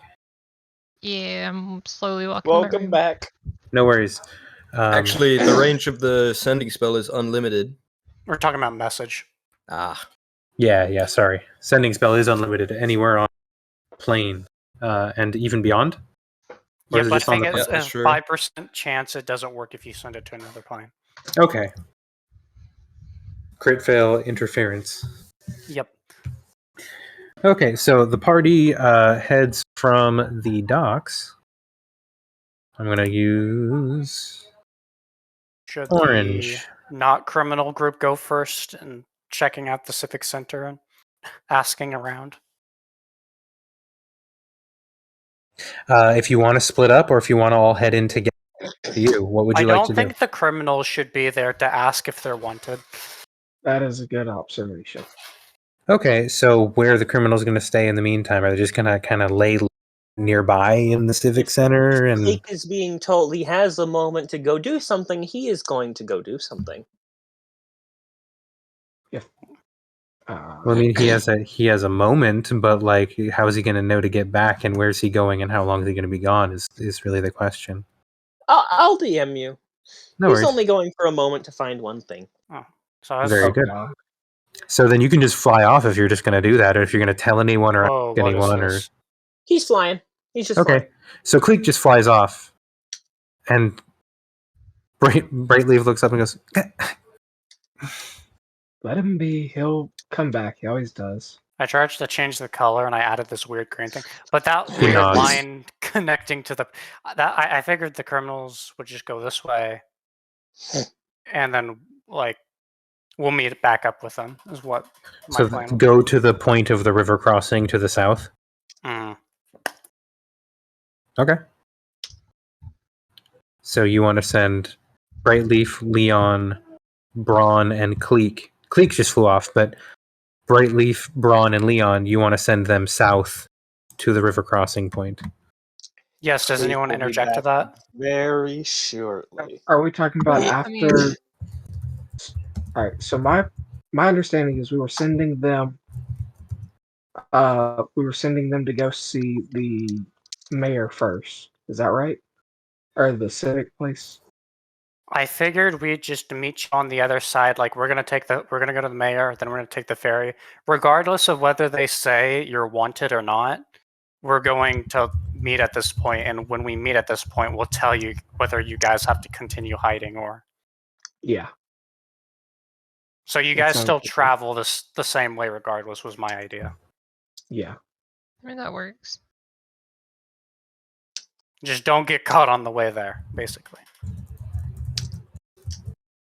Yeah. We all agree? All good? Oh yeah. Me.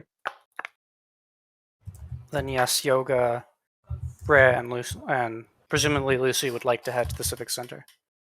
Yeah. Oh no.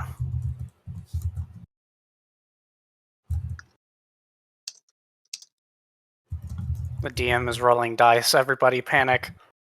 He's probably getting some guards set up in case we encounter guards.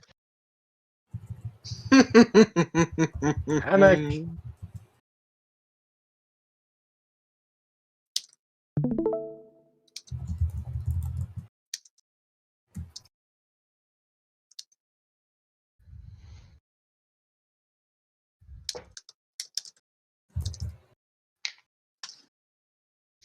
No, everything's fine. Don't worry about it.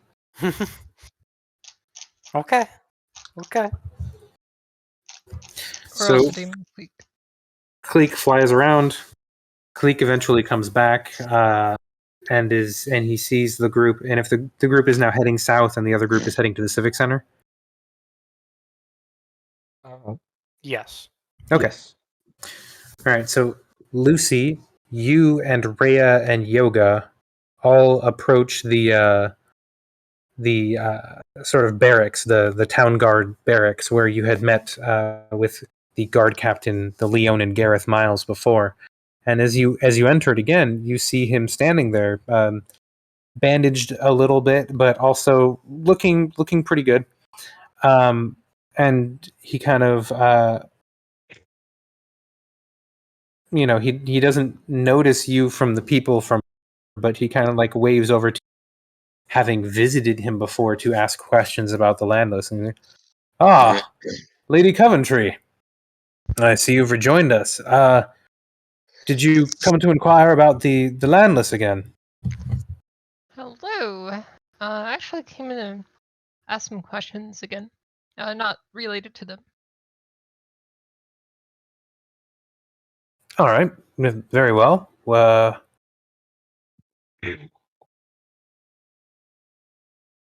Do you happen to have a wanted board of criminals?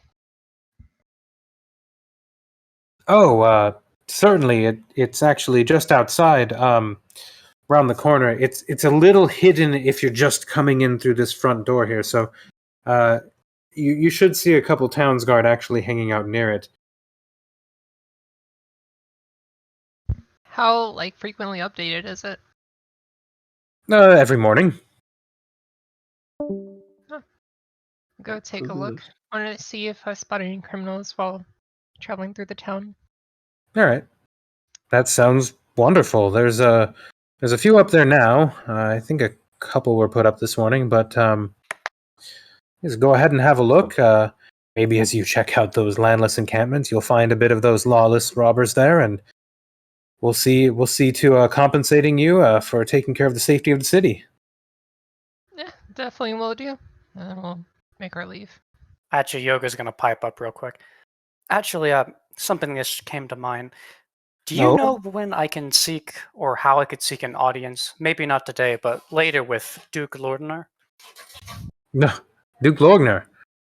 I mean, he comes into the city pretty regularly, so you can always catch him on the way in. He marches a trail so deep that it's left footprints, but if you really want him, you could just head to his land, and as long as you don't try any funny business, you won't get feathered before you can get to his estate. Oh, but he has 2 pieces of land, one on each side of the river. Is there a side that he resides in more often? I would say the west side, on this side of the river, with us, just because, well, he does make his way up here, and it probably would be a bit of a bother to be on the east. Have to take the ferry every day and pay those ridiculous tolls. Yoga nods and say, "All right, thank you very much." Yes, of course. Please let me know if you find out anything about the landless murders investigating. Investigation is still underway. We'll let you know. He nods and goes back to chatting with the other guards that are there with him. And you, I guess, head outside. Yep, do you need anything else, Lucy? Nope. We go to the ferry. Or we go to the We're board. gonna find out about the ridiculous fees. All right, so you go to the board, and you find one wanted poster up Oh, right. that details a really burly gnome, and it says "Wanted, Thurgood Craw, 5,000 gold pieces. What? Terrorism against the state, desecration of statues, murder of imperial soldiers." So a number of rather major offenses listed for this fellow. Other than that, you find some more petty criminals. You find you find a wanted poster for someone that doesn't really look like Cayman, but it does say Cayman Merith underneath, and it does say 10,000 gold pieces. Yoga's gonna make a note in his journal about that. And you see some other low-level petty things, 100 gold here, 50 gold there for a thief, or an assault, or what have you. But you do not see the faces of any of your comrades, nor any descriptions of them, nor any descriptions of the events that followed the honor duel posted on the board of wanted folk. So it looks like here at the Townsguard facility, your folk aren't wanted.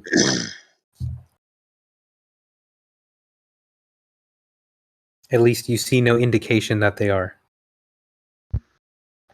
All Wait, right. Yoga, which guards were chasing them? The Imperial Guards. Or whispering that? Yeah, that's fine. Yeah, so the Imperial Guards. Aren't those the red ones? And these are the blue ones, right? We could also ask the Imperials, as they're on the other side of the... I think they're right across from the ferry. We could check those out before we meet with the party. Like where? Like across the river? Yeah, right here. Imperial land. Yeah, I mean, I guess so.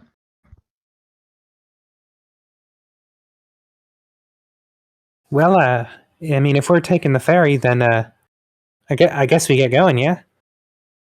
I want to see how high of prices they charge. Let us go. All right, so the three of you head over to the ferry, which is on the Lord Earl's land. Let me bring that up real quick. I think it was Charles William Earl, the Lord of Earl. Come on. There we go. Yes, Charles William Earl, the Lord of the Crossing, known as Lord Earl. You have come to his lands, and you see a large, maybe 50-foot by 80-foot kind of barge that is supported by one hefty chain that is hung across from one side of the river to the other. And as you come to it, you see it is currently being hoisted so that it is held straight. As you can see, some wagons and some people and a number of crates being loaded onto the ferry. So it looks like it is actually about to head across the river to the eastern side. You see, I don't have a map for this, so we're just gonna, you're gonna look at it like this. You're going to see a small toll booth and a number of kind of brutish-looking fellows in some leather armor. They have some clubs. They're kind of standing around the toll booth there, and you see a kind of wispy fellow in the toll booth. And there's kind of a line of several people up to him. Some of the people look well-to-do. You see the glint of silver and gold exchange hands across the counter there. And afterwards, you see some of the laborers, some of these brutish men, kind of haul off to go in and load supplies or help load wagons onto the ferry there, and it actually is, despite everything, it seems to be filling up pretty quickly. So, are you guys going to hop in line? How big is the line? There's only 2 people in front of you at this point, but you can see some wagons coming down the way because this town is pretty open and spread out. Right. So. Yeah, If I'm you gonna head don't in make line and if see you if. don't make room now, you might not get room on there, sort of thing. Yep, Yoga's heading in line, waiting for Lucy and Rita to follow. Well, also get in line. Ray is gonna follow along.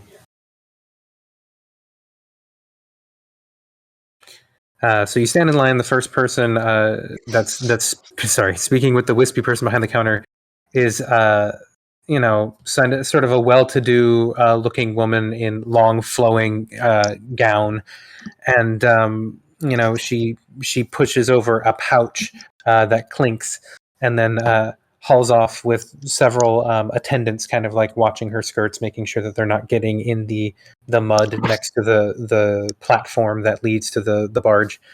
And you see 2 wagons loaded on as soon as she is done, and they seem full of crates as well, and drawn by several horses. So the next person just pushes over 2 gold and kind of goes and finds a seat on one of the crates on the barge, and then it's your turn. And as you step up, the wispy fellow behind the counter says, "Oh, I don't believe I've seen you around here before." No, we're new to town. How much for me and my 2 friends? You and your 2 friends. I see the white-haired maiden, and Rhea kind of like reaches up and pulls herself a little up to peer over the counter. Right here, friend. Oh, one of you little people. Wonderful. So it will be 9 gold for the 3 of you. Why the cost difference? The other person just paid 2 gold. If we do 2 times 3, it's not 9. Go ahead and roll persuasion with advantage. Logic, bitch. Oh, terribly sorry. 6 gold it is. I feel like this has caused some trouble and we're in a rush. I think we should get a bit of a discount. I'm sorry, did you ask for a discount? Yes. This is the only crossing in town, love, and it's about... At this point, you see that there are 3 new people behind you, and a number of wagons have kind of pulled up. There's not much room left on the barge, so... I quickly just pull out a platinum, keep the change. Oh! my A god. big spender, I God. see. Ah! Such an exotic turtle you are. Well, friend, and he kind of reaches out and kind of pats your claw as you put out the platinum, unless you pull it away really fast. But he's going to reach out to you anyways, and you're going to see a number of like rings of gold with like gems on them. He's going to be like, "You have the honor of being a personal friend now of the Charles William Earl, Lord of the Crossing. Please enjoy your crossing." Then he kind of waves over to the barge and is kind of grandiose with it. This wispy fellow, and Rhea kind of just goes and walks away. Wow. I kind of just wave the 2 over, like, let's go. We're in a hurry. We'll go. So you head over, you find a spot. There is a little seating area on the barge, but it's mostly full, so there's only 1 spot. Rhea just sits on a crate, and pretty soon after, the barge pushes off, a number of those burly men stepping aboard. The Lord Earl himself has not deigned to be on this crossing, but has instead stayed on the western side of the river. And it takes, maybe about an hour to cross. Yeah. Real quick, so that spot, is it like a spot not the crate? So the spot that's open, is that the crate that Ray just sat on, or like? Oh, is it's near there. I'm just saying that there's only 1 like seat in the seating area of this barge. that remains. She just sat on a crate is her place to sit.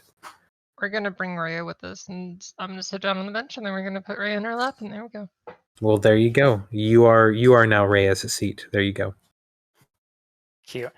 We can throw it over to the other players if you want. Very good. It takes about an hour to cross. So, Kleeck, you have returned, and you see the group that is heading south. You see Brightleaf, you see Bron, and you see Leon heading south along the river to the discussed point where they will cross it using Bron's ring that you I will fly will back and forth. fly down and actually land and walk with them.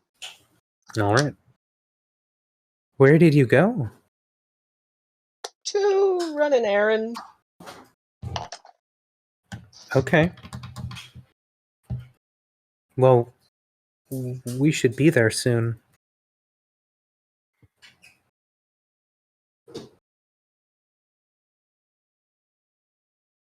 And before long, you actually cross a little bit into Lorgner land, and you can tell it's a bit different from the rest of the land around here because it seems that it's a lot less farmland and a lot less of the urban sprawl that you see in the other areas of the city, and a lot more wooded with kind of farmsteads tucked into these thickets with kind of crude palisades thrown up in different areas.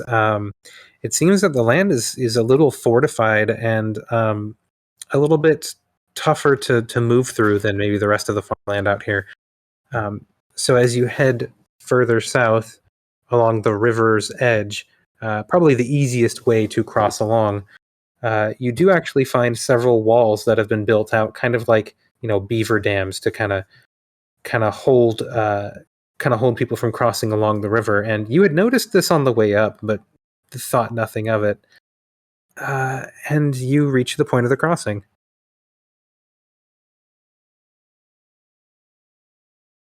Well, Bron, do you go first? Actually, I want to go last. Aren't you attuned to the ring right now, though? I mean, yeah, but I can just take it off, and it doesn't require attunement. It doesn't? No. Wow. Let me look at that. That Bran, would make it way easier. We've been forsaken. It does not. Wow, that is Whoops. so easy. Okay, you can go last. That's easy. Hell yeah. All right.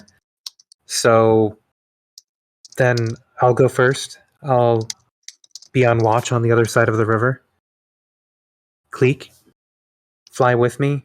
Make sure no one's ready for me on the other side, and I'll give the ring to you to fly back. All right. I must say, this is a wild venture. She'll hold out her hand to you, Bron, for the ring. Yeah, just drop it in. She slides it over one of her fingers and heads to the water's edge. Kind of looks down at the water, looks back, looks a little sheepish for a minute, and then shrugs, and then hops down and lands on the water and looks kind of like unsteady for a moment because the river does move. So the waves are like actual, just the ground moving under your feet, like as if it were an earthquake, right? It's a little unsteady where it's moving. And even though you're this far south of the main part of the river, there are still sometimes boats that cross through. You don't see any now. But so Brightleaf kind of looks both ways before crossing the river. You can see the sapphire that's set into the ring on her finger is glowing pretty brightly as she sets into a sprint across the river, putting her full weight into each step. And you can see little splashes of water being kicked up as she... And Kleeck, if you're following, you will be able to... Everyone will be able to see her cross the river. It's not so far across that you can't see the other side. But she kind of hops up and clears the bank and heads up into some of the trees there. And again... Kleeck was flying along. And so as you come down, she'll take off the ring and hand it over to you and say, that was very fun.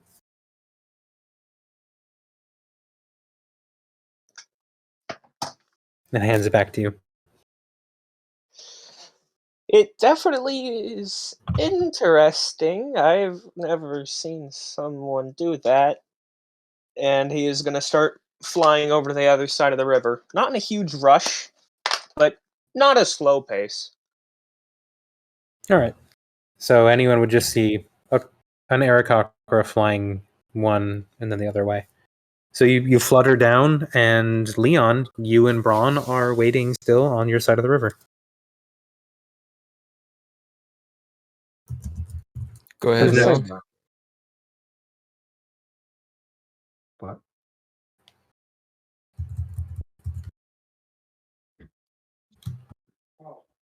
Who's going next? Bron said he wanted to go last. I'll I'm go just next. going to hold out the ring to whoever. I'll go Anybody can next. take it. Yeah, I'll go next. Leon.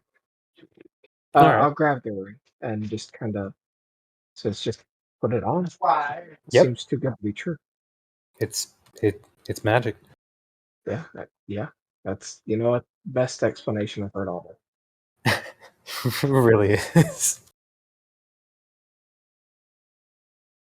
So as you step out onto the water at the river's edge, it is solid underneath your feet, and you find that you can walk across it easily. If a little difficult at times, you kind of got to get used to it. Like, when you first step onto a trampoline after not having been on a trampoline for a really long time, it's weird under your feet as it has give and moves in weird ways. But eventually you get really used to it, and you find that crossing the river is no difficulty. You see Brightleaf. She's not hiding on the other side, but she seems to be on watch and is looking around. Any word from the others? Not yet. All right. Yeah, I'll pass it over to Kleeck. And let him run it over. Okay. I will do Kleeck. just that. Kleeck ferries it back to Bron. Bron, you have an Aarakocra handing you. Yeah, I take it. Put it on. And you too find Make it my way. a little interesting at first, but pretty easy to cross the river. And with that, you all have actually crossed the river in a faster time than I expected, and also faster than the ferry. So you're able to regroup about 20 minutes before the ferry ends up arriving on the east side of the river. And so Lucy, Rhea, and Yoga, you are able to get off the ferry. There's a bunch of bustle on this eastern side of the river as all the people are now exiting at the same time, and the wagons are getting unloaded, and more burly men on this side are rushing on and starting to lift the heavy crates, and so it's kind of a hectic free for all for a moment there as the ferry unloads. So I'm gonna talk to Lucy and say, just a quick stop to the Imperial land and see if they're wanted, and back to the meeting point, correct?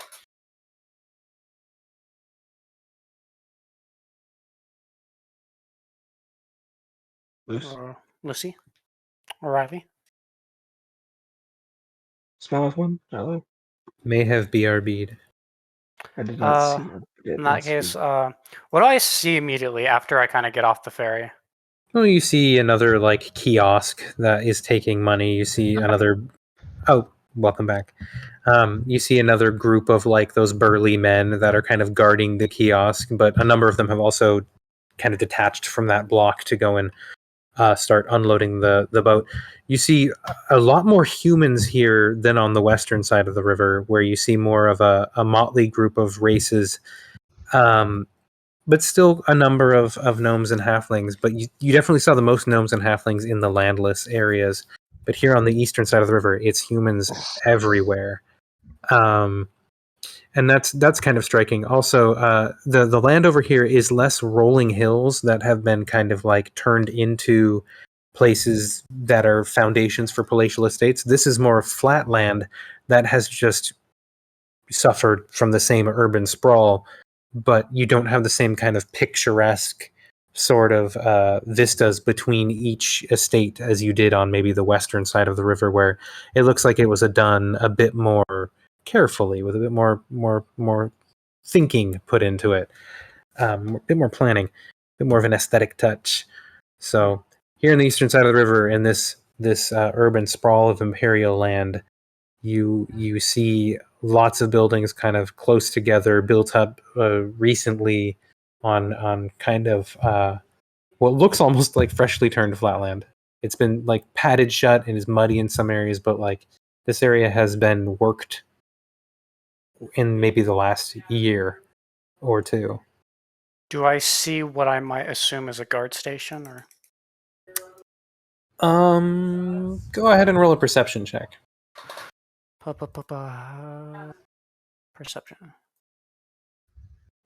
You are unable to at first find a guard station. You do see Imperial guards walking around. You see only a few of the Sichuan Towns Guard, and they seem to stick near the ferry terminal.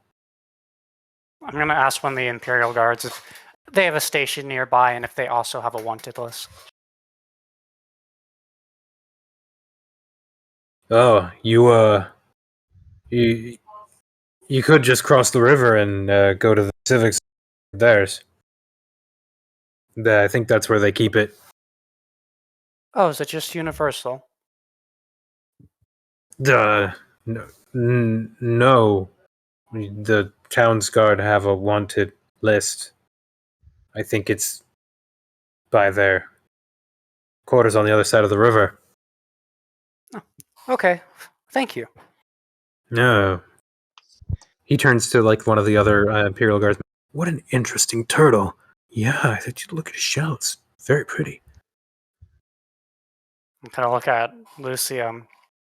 I guess if there's not a list, do we continue, or do we just head to where the rest of the party is? We're gonna look confused at yoga, and we're gonna be like, you don't know where it would be. Maybe they don't keep one. I mean, they aren't tracking us anyways. Let's just go meet with them. They have to have a headquarters. We're going to look around ourselves. I All will right. shrug and follow along with Lucy. With that, with a 17, let's see. You aren't able to find a wanted board, but you are able to find a barracks. And it seems rather heavily fortified.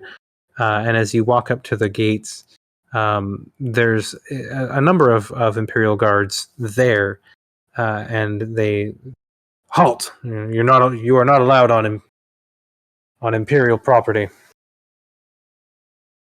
Just point and let Lucy take the front. She's got the reins. Oh, well, hello there, Lady Coventry. I was actually wanting to know if you guys had a Imperial wanted board. We know the town has one, and we were wanting to make sure if we run into any criminals, we could turn them in.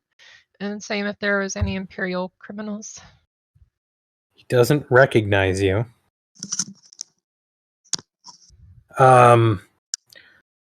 Miss, I don't keep a wanted board here, but if you're looking for wanted folk, maybe when the captain comes back, you can speak with him. I think he's somewhere on the western side of the river right now. Who's the captain? Keith Albright. He's the leader of the group in this city here. Would you mind putting their name in the chat for me? Yeah. Guards, could you type that out on the Discord? I gotcha. Hey, guards, my fingers only move so fast. Slow down. Where do we put this?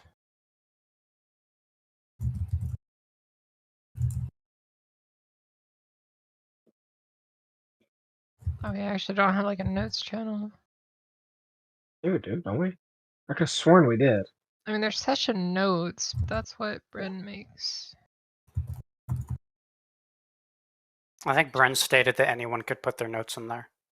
Sir Keith Albright, captain of the Imperial Guard Battalion, quartered in Sichuan. I think I spelled battalion wrong. I think it's 2 L's. I don't know.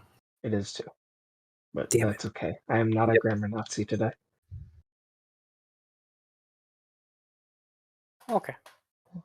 Today. Today. Maybe tomorrow. I choose violence on a regular basis today. I choose peace. And then Wonderful. Somebody I'm steals my honored. Oreos. I'm humbled and honored. Thank you. we're also going to continue conversation with them. And do we see like one town's guard nearby? Nope. As at this point, let's see. You've wandered pretty far into the city, but you were able to find the barracks of the Imperial Guard here.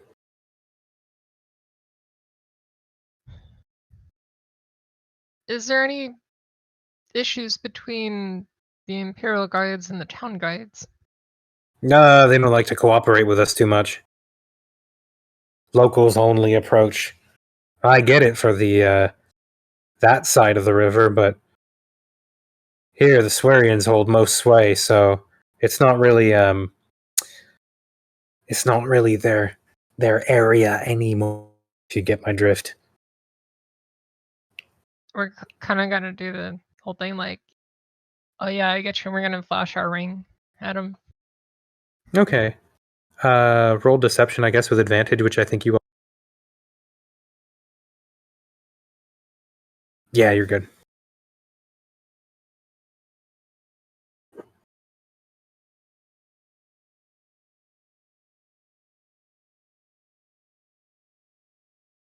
So, what's got you interested in wanted folk? You looking to join the guard? Oh, we have our own guards. Oh yeah. The turtle and the little one there. Hey, I'm short, but I'm tough. She's definitely tough in bed. Mm-hmm. Total. Yoga's gonna kind of chuckle, but kind of say, "We're investigating some of the attacks that have been here recently with the landless. Have there been any attacks on this part of the lands?" Noting.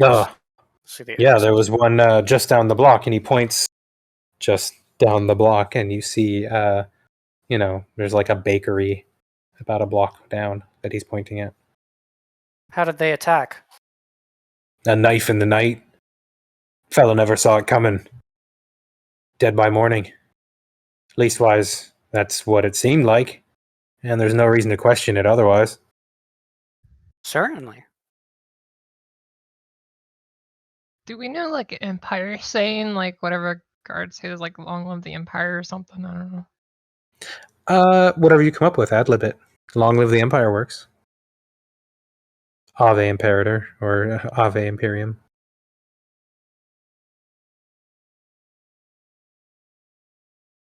Sure, we're just gonna be like good talking to you, and then we'll say whatever you just said. Sure, okay. Light be with you. And he kind of nods you off. All right, we're heading back to the party now. All right, so Whoosh. what is the party doing while they wait? Probably finding a good hiding spot in a nearby tree. Okay.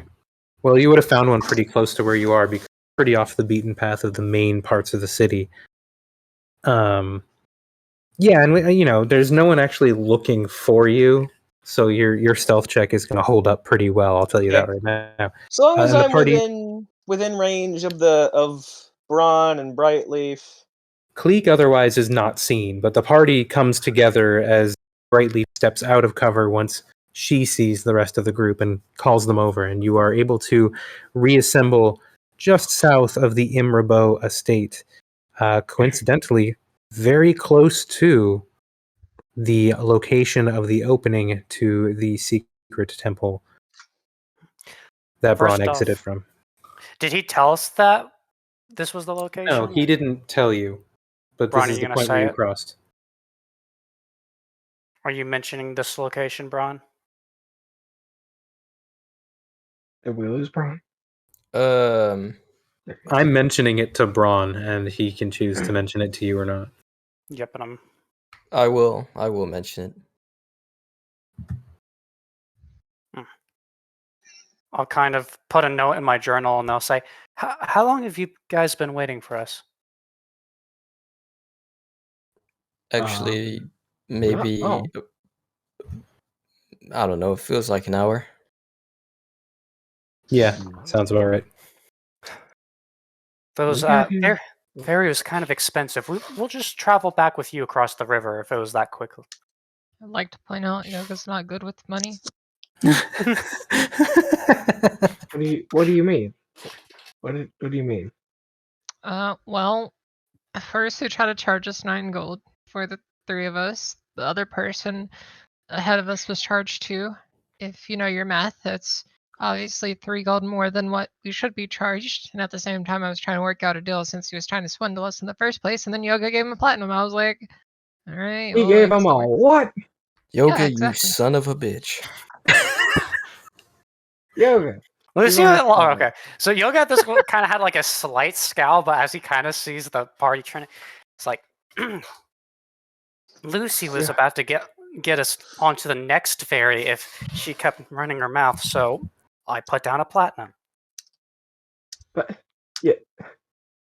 All right, Yoga. We're gonna have a conversation at some point, but today is not that point about money handling.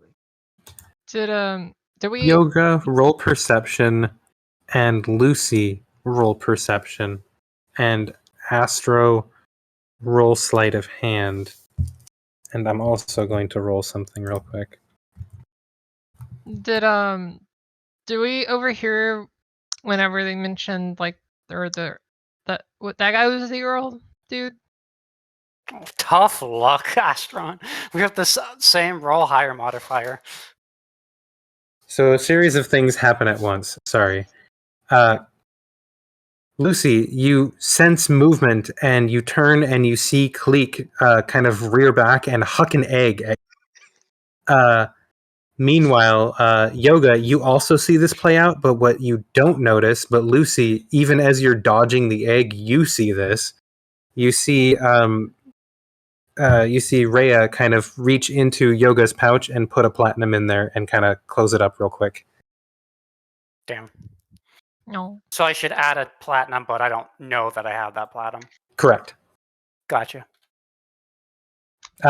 Anyone else can have rolled perception to also notice what's happening, but you wouldn't have been able to react in time. Those two things happened in tandem, and the 2 perception rolls were just to react. So, Kleeck, well, actually, I guess you can roll a thrown attack. You see, my understanding was that the sleight of hand was to hit, not to hide it. I thought the no, stealth was that's to hide fair. my position. That's fair. Then the stealth was to hide your position. The sleight of hand was to do it, and you were noticed, so you've missed. Okay, yeah, we'll go with that. Oh, So that's the man. scene. I'm disappearing into the trees. So we just saw an egg get flown towards us. Yeah, you saw Kleeck do it. No one else. Well, no, Kleeck. Yoga also saw him. So Kleeck and Yoga didn't beat my stealth. oh, right. Got it. Yeah. Okay. So Okay. and Okay. only Lucy saw, but Yoga was distracted. That's what happened. Okay. Where did that egg come from? Kleeck just threw it from the tree. What? Kleeck, are you throwing eggs? Did you Kleeck's talk to gone. Egglor? Kleeck is gone. He's disappeared into the treetops. She's yelling up into the trees. No response. I'm kind of using the distraction to kind of like steer this away from where we initially talked. Anyway, we also talked to the guards. You guys don't have a wanted list anywhere, and it seems that first we checked the wanted list at the town guard. They weren't there. We went to the Imperials, and they said they used the same list. So It seems you guys might be clear. It's unsure. Well, thank the Dark Lady for that. Yeah, How that's long has it been surprising. since all of that happened? It happened yesterday in the afternoon. Yeah.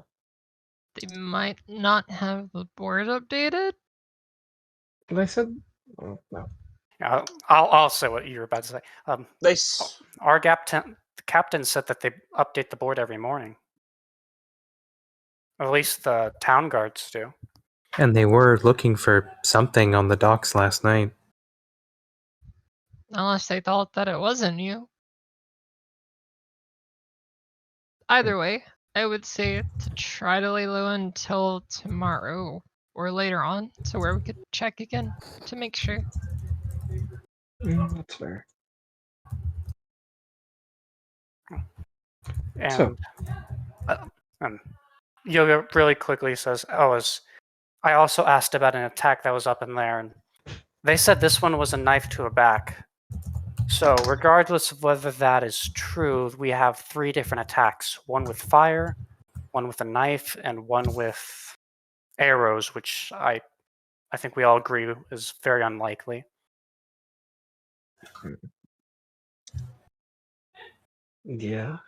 Where are we headed? Earlier we said the little shanty town by Lordner's place. Is that right? Down here. I believe so. You approach it. Mm-hmm. Mm-hmm. I'm letting them lead on this one. Alright. So everyone, you'll kind of hear the trees rattle kind of behind you and above you. It seems as if someone is following you. Also, where's Kleeck? Oh crap. He'll be fine. Kleeck, where are you? Do we notice if that's Kleeck following? Brightleaf just says, "It's Kleeck. It's fine." She kind of glances back and up into the trees and see her right at you. And she just kind of like shrugs at you and is like, what are you doing? And like goes back to walking. There's an annoyed squawk. Which gives away your position, and anyone who looks can find you in a tree. Yeah, no, Not hit he very knows well. he's been given away.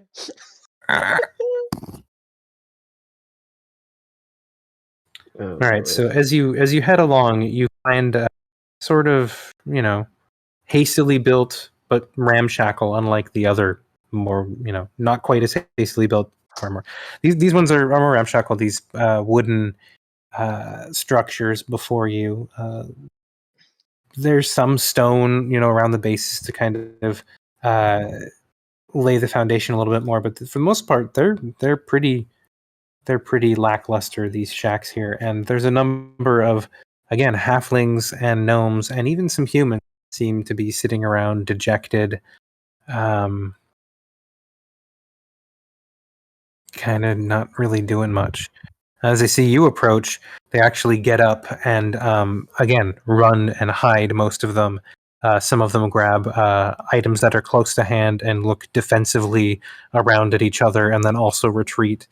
It seems as if your presence is the cause for concern for the people here. So in general, the 7 of you approaching make the people here very scared. Who would like to be representative? I don't think all 7 of us should come at anyone at one time. These people are spooked. Yeah. Probably best if we split up. There's not much tree cover here. So No. just because a lot of it's been chopped down to feed the expansive shack industry. He will begrudgingly begin to fly along with the party in the open. Very well. That's not spooky. Nah. As your shadow falls across various homes, the people shrink back in fear, peering up at the black winged specimen. You are not helping. who stand out in the street with their chest puffed out and be like, "We're here to take all your money." Not really. We don't do that. No, for God's sake, no. All right, but yeah, I'll look at everybody. Probably best if we split up and talk to people individually. You want to split up after they all just saw us? Well, it's better that we cover as much ground as we can, and like you said, I don't think they'll respond very well if all of us get together at once at any one person. I'm looking out as most of the people hid, but I'm assuming that I'm going to see a couple, like maybe here and there, a pair of eyes that are just hiding around a corner. If we split up, I have a feeling that they're going to be even more panicked. Okay. What are our other options then, I guess? So what are we doing? We need to talk to civilians About around. If they've seen anything suspicious or know anything about the murder cases that have been going on lately. we're gonna give like a small salute and drag Araya along. Okay. Wait, I'm just going to look at the rest of the party and like, we're waiting on them now. Well, let's go find someone we can talk to. So, Lucy, you are able to. We'll go ahead and roll a d20. Just a regular D20. Just a d20. All right. You're able to find a what looks like a mother. She's kind of wearing a baking apron and has a nice dress, and it's covered in flour. It looks like she's been making pies recently in the one working wood stove that you can see within distance. You can smell one of them cooking, and with her rolling pin, she kind of like she's a little halfling lady, kind of pulls back as you approach, but then sees Rhea next to you and kind of relaxes a little bit because there's a halfling. What do you want? Hello. We were wondering if we could ask you some questions.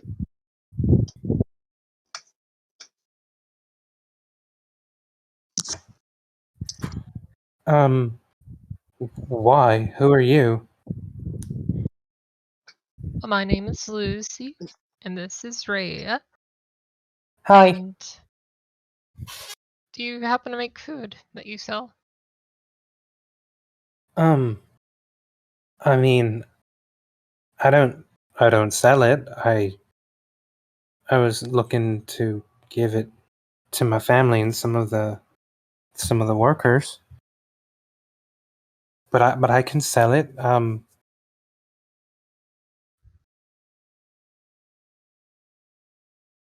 gonna look to Rhea and be like, "Are you hungry?" I'm always hungry.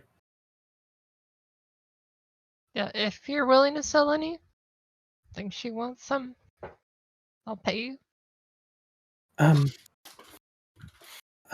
Okay. How much? How much are you charging?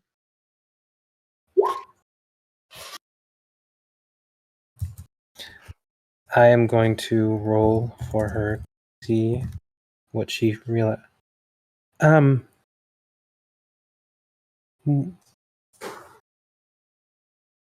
6 copper. All right, here you go. We're just gonna take 6 gold, and we're just gonna kind of put our hand out, like hiding the gold itself. Okay, kinda just give do a it to you. sleight of hand just to see how hidden you are. Passive. Just 10. Oh my goodness. That's stealth. Yeah, that's stealth. Okay, still pretty ridiculous. Oh, never mind. So they're gonna see the glint of gold as you pull it out, and they're gonna be like, as you drop it into their hands, and they're gonna kind of fumble it, and it's gonna fall into the ground, and she's gonna kind of stare down at it, look up at you, stare down at it again, and then like start like reach for one, and then kind of lift it up and think, is this gold? I said copper, milady.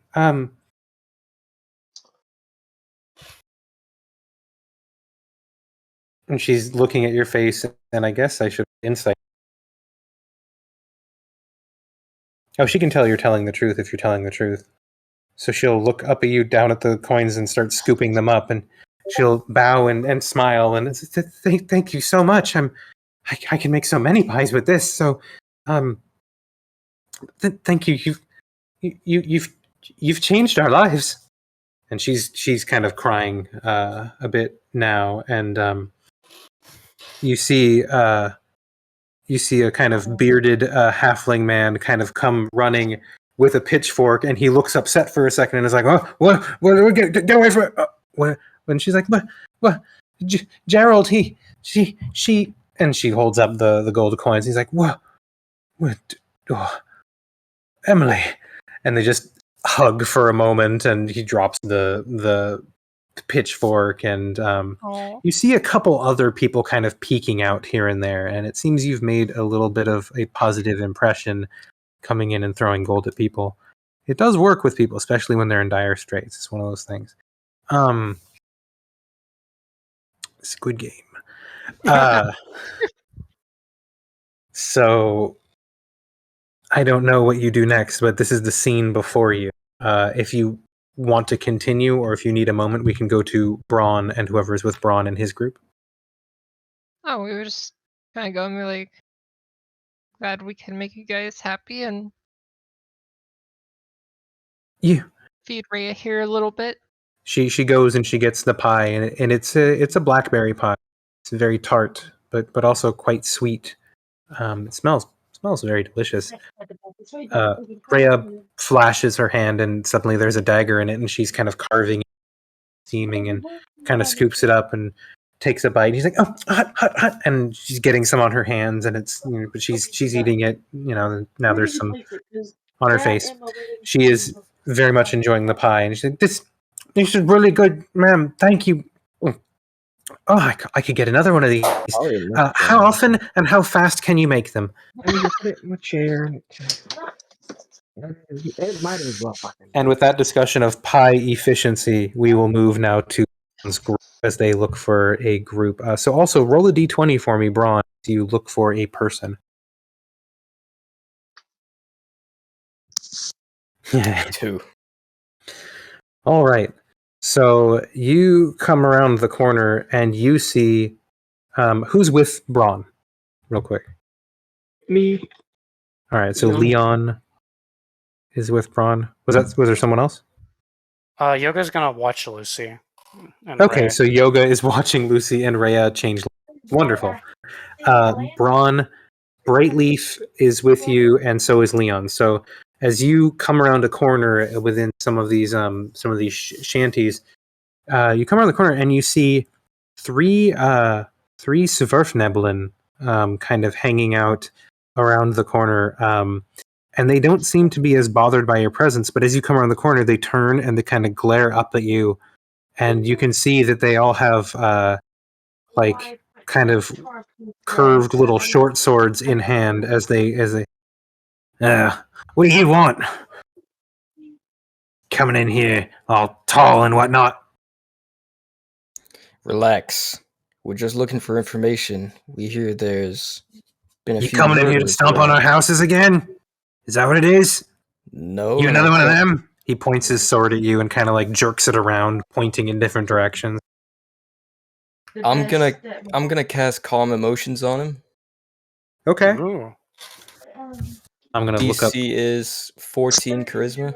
Calm emotions is also an area of effect. You're getting all of them. Hell yeah. Wonderful.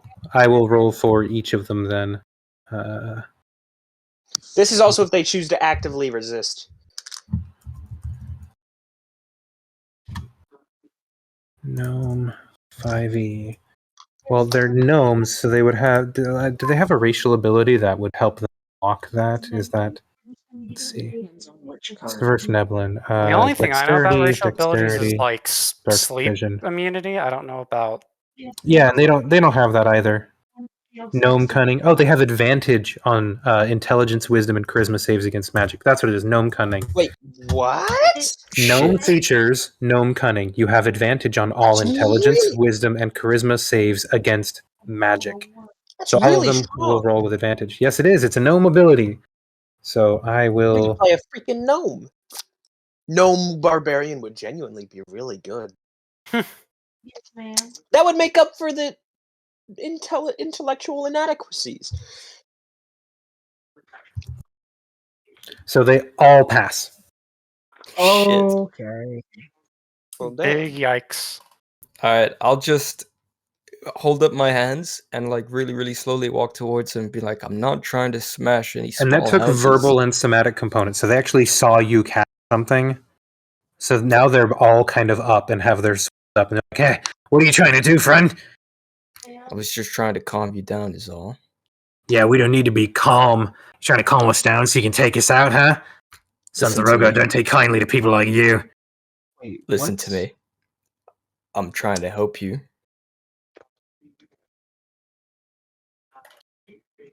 What do you mean, help? There's a string of murders about, and that means everybody in this area is threatened by said murderer. I'm here to take him out, in turn helping you. Now, do you have any information for me? Go ahead and roll persuasion with disadvantage. Find my other book that has You all of can the people cast that have- guidance. By any chance, do you Guidance? think? Okay, I never mind. will count it out. I'll and take your I will- 14 to A. And if anyone, I mean, there's 15. a 15. Me and With a the 15, friend he'll kind of look at you and consider.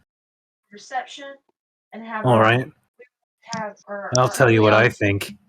the chairs I think it's the humans. there. I think it's them Imperials. The Oh yeah? those big Why do you think that? portal chairs that you Well, that you have. look at what they've done. They've come in. They've taken our land. They practically own half the city now. And there's nothing really we can do to stop them. Leastwise, not the way we've been doing. Well, besides that, have you seen or heard anything? You know that ferry they keep shitting on about? What Just about watch it at night. You'll see what I mean. Right. Well, that's all I have for you, gentlemen. I'll And be that's off all now. we have for you, tall. All right, and I go back to join the rest of the party. Leon, you and Brightleaf are. So Brightleaf doesn't really do anything. She's just there for the encounter. Leon, do you also just watch?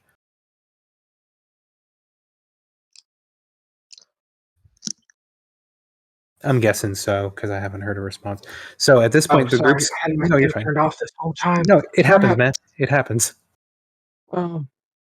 After he says that he's done with this, I'm gonna look and ask.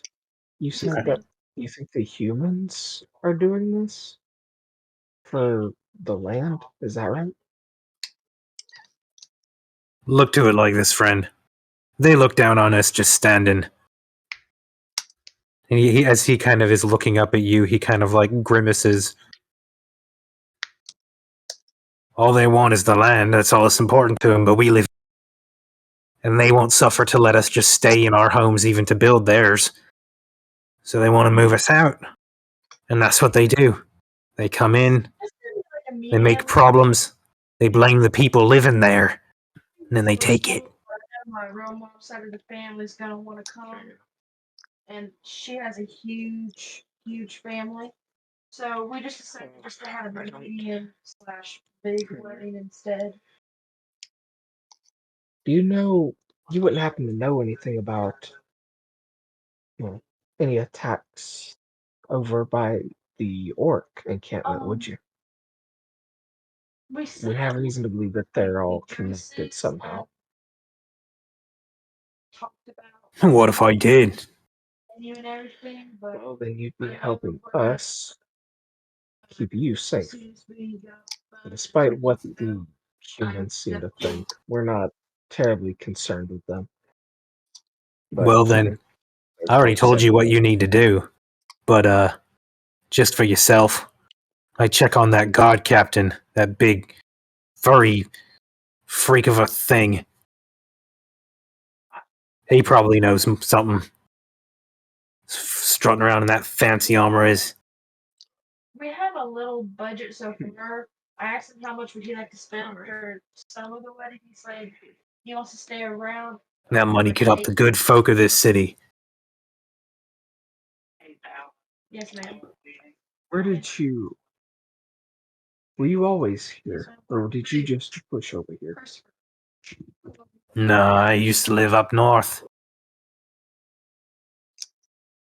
He kind of just points generally to the north. My land's been taken by the machiners. Okay.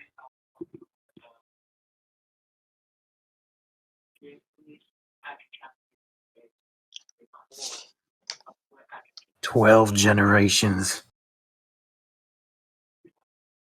And for gnomes, that's a while. I'm gonna return back with the group with Bron then. Alrighty. So in one group, trio of Sverfnebel, who told you how upset. Another, you changed some for a baker woman who had her pie eaten in front of her eyes. I think you were maybe. But she has 6 gold, so wonderful. But that's the scene as you all reconvene in the center of, and a lot more people have come out now, seeing that you are peaceful. You've chatted with people. There's a positive commotion. Emily and Gerald, the halfling couple in front of you now, have happily and eagerly told people that you are fine and that you're wonderful and that they should feel safe to come out. To which some have and some haven't, but in general, the place is a little livelier than it looked like as you walked up. Which you just look kind of dead with people sitting around, but now people are kind of sitting around, but also very curious and interested in you.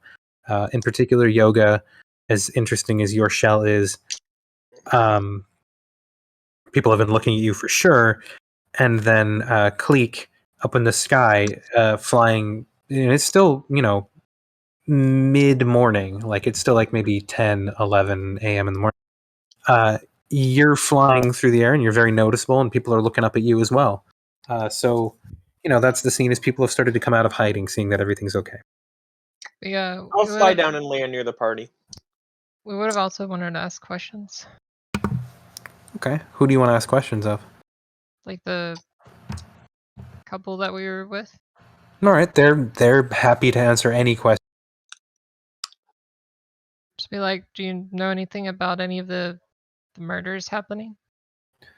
Oh, the murders. Oh, geez. Yes, just in the last week there were three of them. Horrible things. Just you hear the guards on the perimeter, and she points to a couple different people that have come out of hiding that seem to be a little more heavily. There's like a sort of like a grizzled but rather old looking guy. Maybe he was a soldier 30 years ago, a human man. There's like a young looking halfling guy with a short bow, kind of nods. And she's like, the guards, they heard a scream, and then there was more screaming, and it was all coming out of the buildings to the west. And the other night, they just found a body in the morning on patrol near the Lorgner land. Do y'all have any idea of who may be committing the murders? I have no idea. I don't know what they would want around here. We're poor folk. We're not even landed.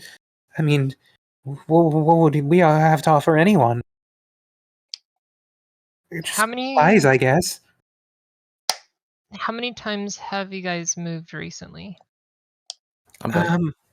Let's see. There was a time 3 years ago, and then there was in the summer.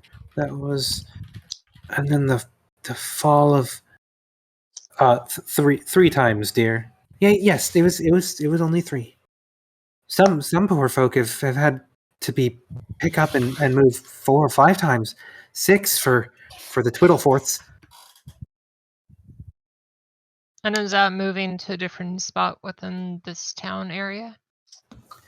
Well, I mean, yes, as the charter for the land expands, they just keep taking up more, and we're not allowed to set up our shacks on the town's land. So when it expands, they come in and move us out. And I mean, last time they gave us warning, so we were able to get our things, and that was very nice of them. Okay. Yoga's kind of been watching. How close, or do you think I was in earshot distance? To listen, I mean, yeah, I thought you were there and listening. I was kind of watching from like when they moved it, like when Lucy and Rhea, I never left my position. So I was keeping an eyesight of them, but I don't know if I've been in earshot. All right, roll perception for me then. My computer, stop it. Hold on. It happens. Don't worry about it. Cool.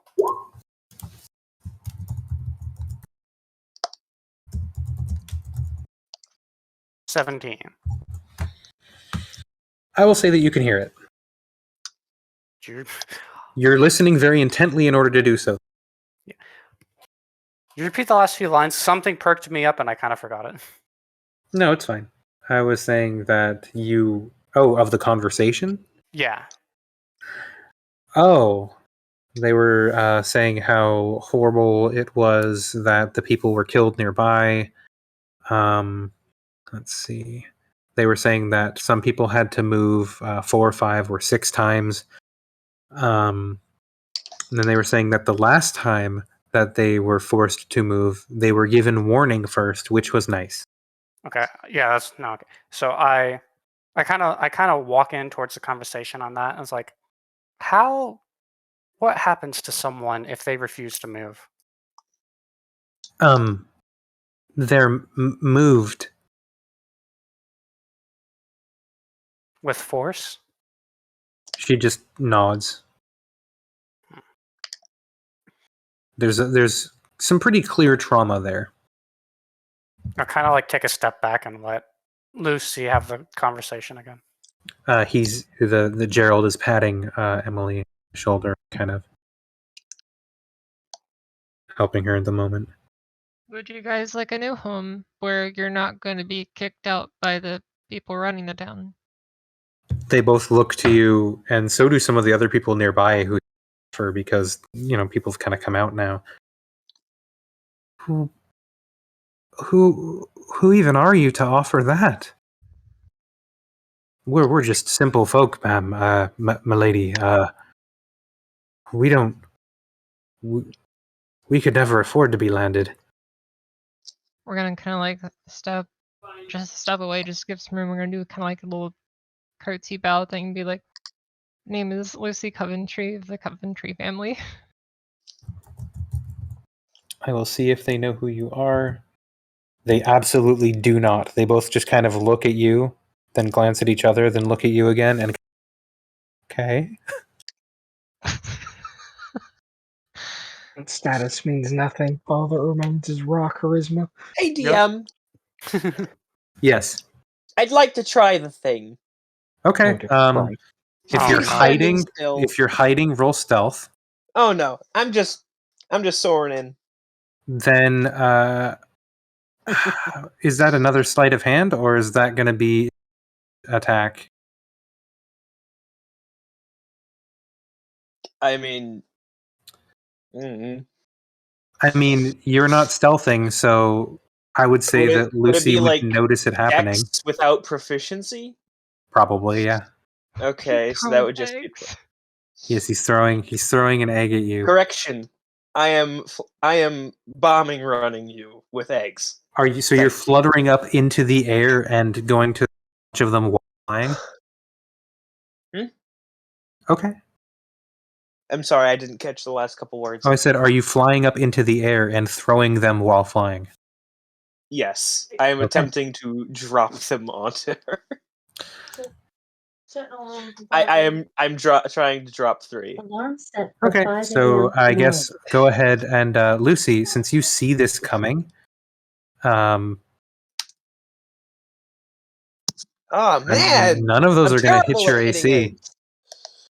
So Kleeck is going to fly past, and even as you're curtsying, you're going to kind of notice him over your shoulder above in the air, and suddenly 3 eggs are going to splat on the ground like next to you.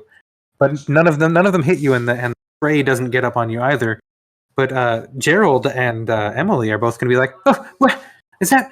Is that bird throwing eggs?" And Gerald's going to kind of like reach for his pitchfork and start shaking and be like, "Hey, what are you doing? What are you doing?" And shaking it at you. Don't worry He's about soaring off. him. He's just an upset bird, and we're gonna yell out to him as he's like soaring off. Gerald calms and goes back to listening, but is keeping an eye on Kleeck now, from his position. At least if you can see, at least if you're an eye shot. But He'll probably eventually perch on the roof of a building and just watch. We're gonna yell out to him as he's like kind of soaring off or wherever he's going, and just yell out, "Can you do that later and not in front of It's the more fun when I get to embarrass you. Bron, Leon, and Yoga, please roll perception. Perception. As you are not involved in this current engagement that is happening, and you're kind of more Well, passive. I am now right next to Lucy, if that matters. No, okay. Well, then you're probably not able to pay attention as much. So Brightleaf and Bron, who are standing there, let's see. Damn, bro. That's one of those moments where it's not supposed to happen. Okay. Everything's fine. Cool. Pray, continue. Kind of using Kleeck as a bit of distraction. I'm just gonna kind of whisper in Lucy's ear. I'm like, there are many landless. You can't pay for a home for them all. We're gonna lean back to Yoga and just whisper in his ear. My family has towns. I'm just shaking my head, but I'm gonna let Lucy continue.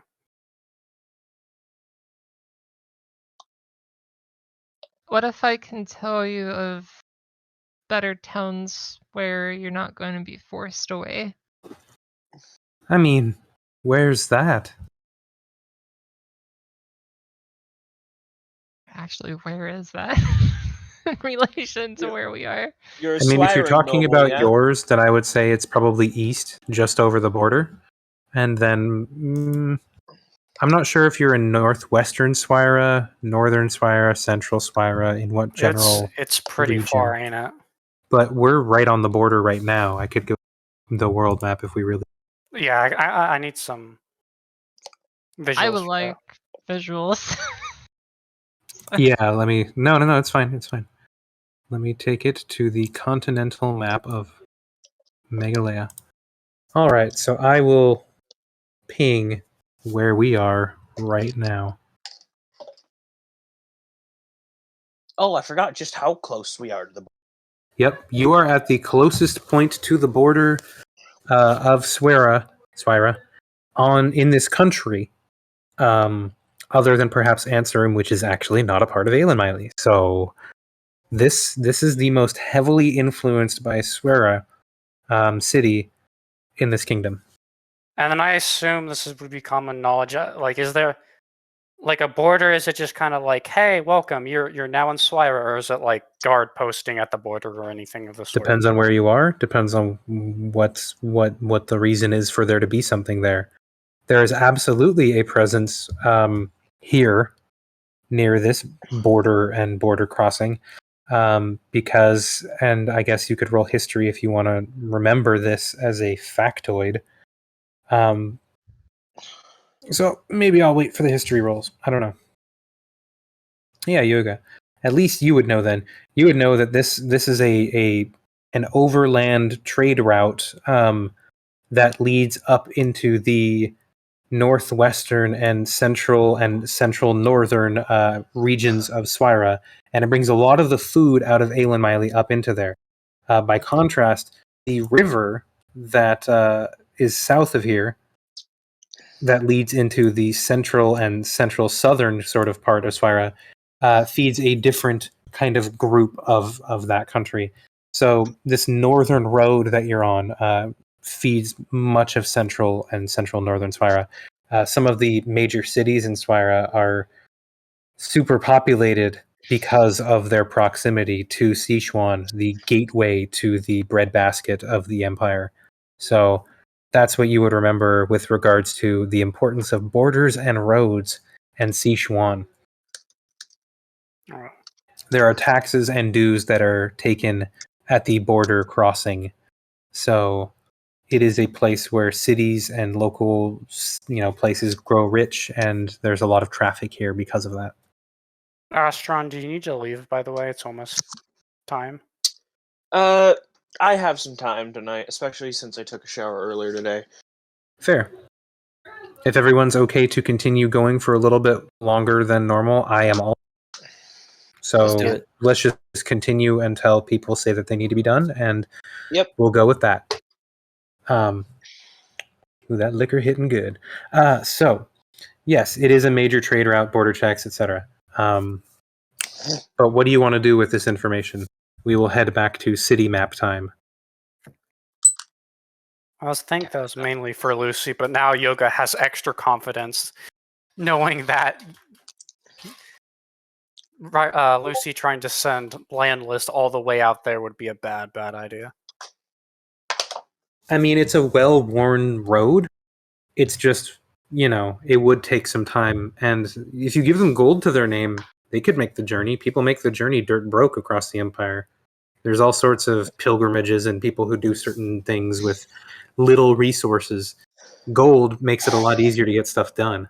But, that's up to you how much you would want to give and to how many people and how far you want to send them and such. So, I mean, that's all up to you. I'll be quiet now. No, Yoga kind of keeps this on his head. He doesn't say anything. We're gonna talk to Lighting. How many people are in this little encampment that you have? Oh, at last count, What do you think it was, dear? Oh, there's probably about 700-800 of us, give or take. Some people leave in a day, head to one of the other camps. There's people who have relatives kind of scattered all around here.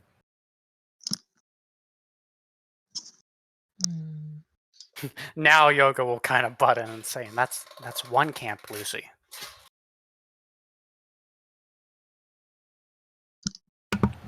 The biggest camp is the one up north, the Landerfelt States. Old family. That's actually still all their old land. They just got caught up in the same craze, started building houses. I think a lot of people think it's safer to live there, and they haven't been moved for a while, but it'll be interesting to see.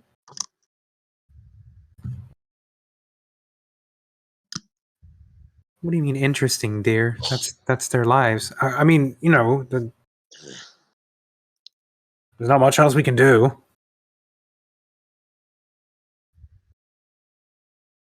Can we try to figure out how much money it would take if we calculated probably 1,000 per cam just to be safe? So that's what, 2, 3, 4, so at least 5,000 people roughly, give or take. So I would say there's more people in the northern encampment, so I would say roughly 6,500 people.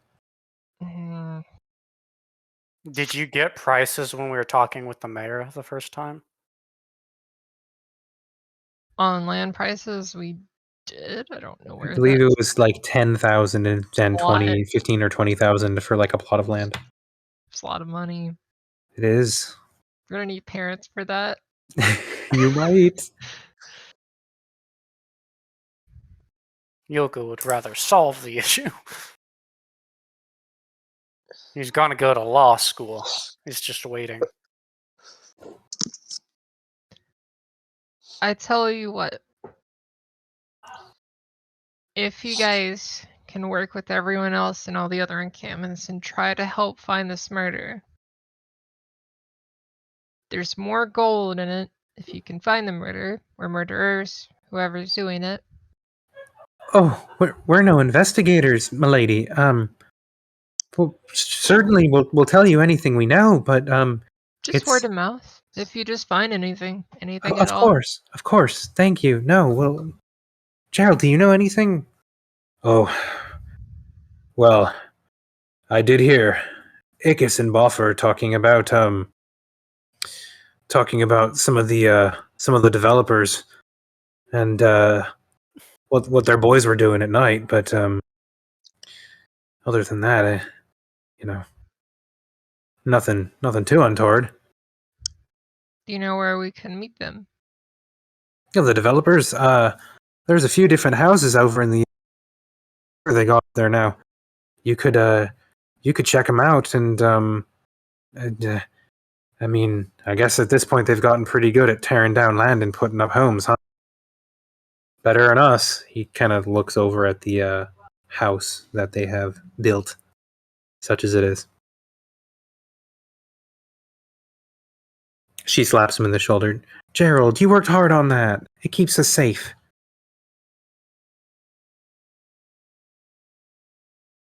Okay. A slight frown. Grumpy is a little bit sad for all of them.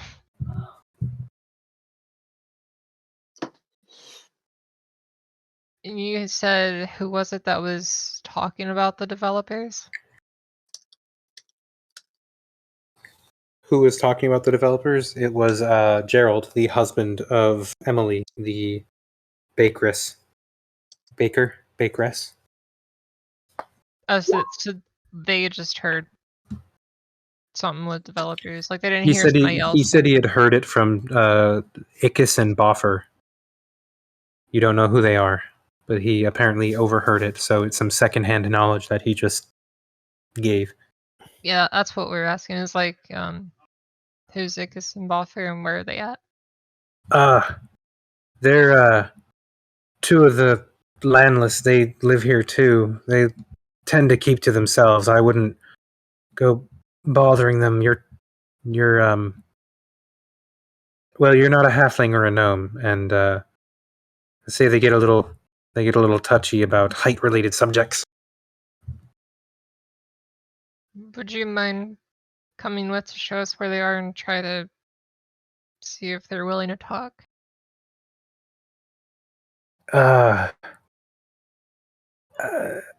I can. He reaches for his pitchfork again, kind of like puffs up his chest and summons his courage, and with his other hand is stroking his beard a little bit thoughtfully. And all right, come with me. I think I know where they are. We'll motion for Brea and Yoga to follow. They do. Yoga's actually gonna kind of par it off and meet back up with Bron. That's fine. So Rhea will follow you, and you will be led to the trio of Sverfneblin that the other group talked to earlier. Two of which are presented as Ickes and Boffer, and the third of which is Tinkle.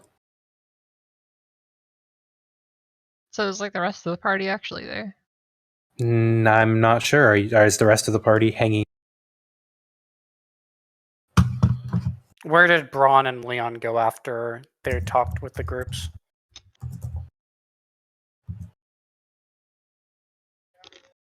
I was just going around looking for you guys.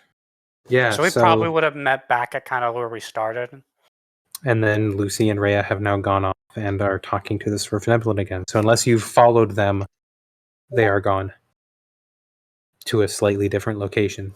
But you'll see Emily kind of going over her gold and speaking with now another housewife who is slightly lamenting the loss of the pie because it smelled good and she was going to be one of the people who ate it, but also is excited for Emily and her at having gold. And you actually see Emily pass her one of the gold as well. And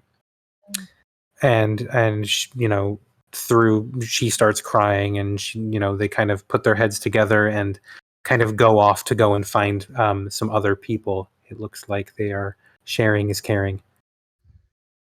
That's so sweet. Community, huh? But so, Lucy, you and Rhea are standing before Ickis, Boffer, and Tinkle, the three Sverfneblin, the deep gnomes with their slate gray skin and white hair and curved short swords and kind of beaten leather jerkins that they're wearing. They all kind of turn and say, "Ah, what do you want, Gerald?" And with that, Philly, and they two of them glance over at Rhea, and one,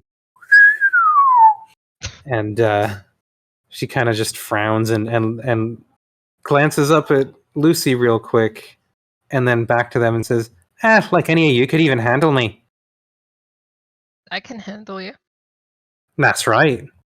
"Ah, look at this one then." And so, with that bowdy exchange, "What do you want, Gerald? And what are you bringing tall folk and apple woods around here for?" He kind of sneers at the tall folk part. Definitely referring to Lucy. I mean, we're like, Well, they said they wanted to speak with you about any strange happenings in the town, about the murders, and I mean, I know you're upset about them too. Of course we are. Even if they ain't coming after us yet, you know they will. They push us around. No. That's what she wants to talk to you about. So just go ahead and talk to her. What do you want? He kind of turns to you, Lucy. we're willing to pay for information. Oh yeah. What do you want to know, and how much you willing to give? How much you asking for? And anything about the murders? Anything at all? He strokes his chin like I'm doing now in real life, thoughtfully pondering over the correct amount.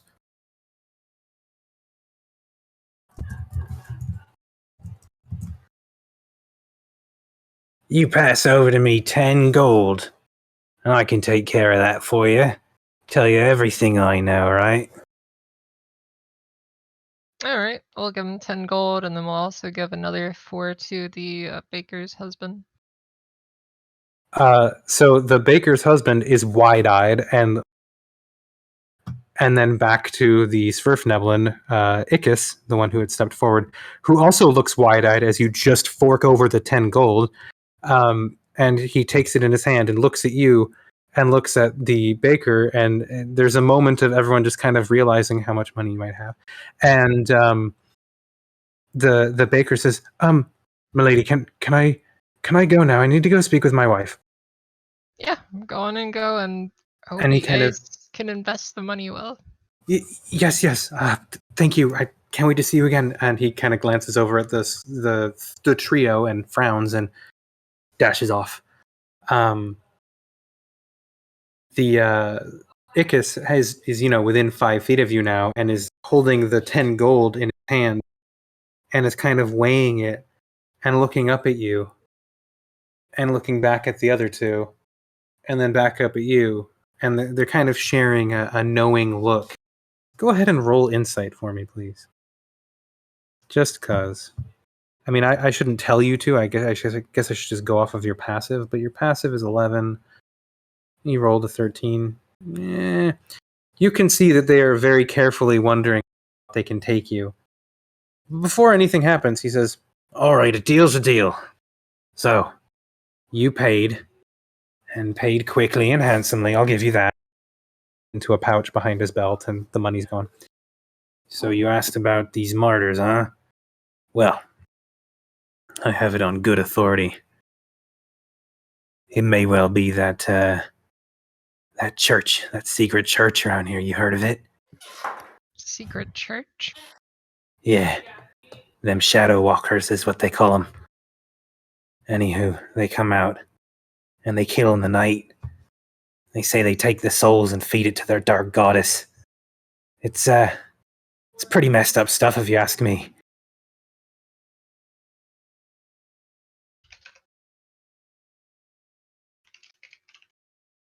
Any specific people, or they just go after anyone?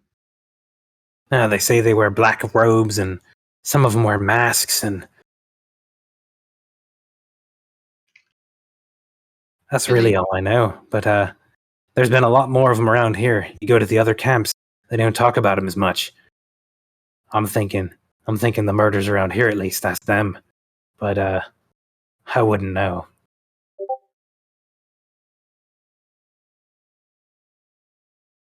Do you know where we can find them? As I said, them's a secret. And not a secret I know the answer to. Anyone who might know?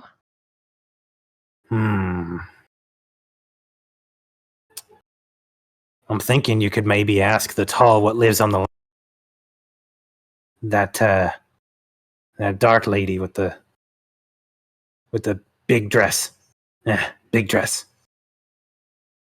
The tall who? What now? You kind of cut out there. Oh, he referred to the tall lady with the big dress who lives to the west. Oh, that's Duke Lordner.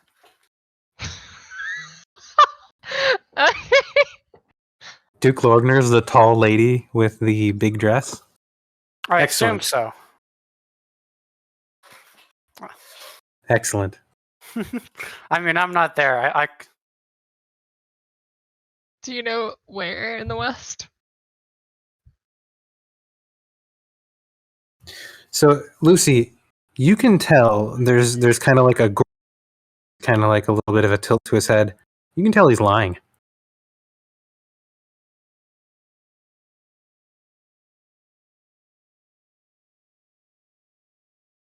Are you lying?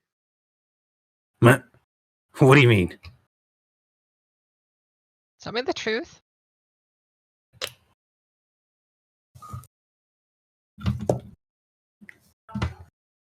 Look, I don't know much. I think the murder's just you tall folk coming in, you humans. I think you want our land and you want to make it look like trash on your...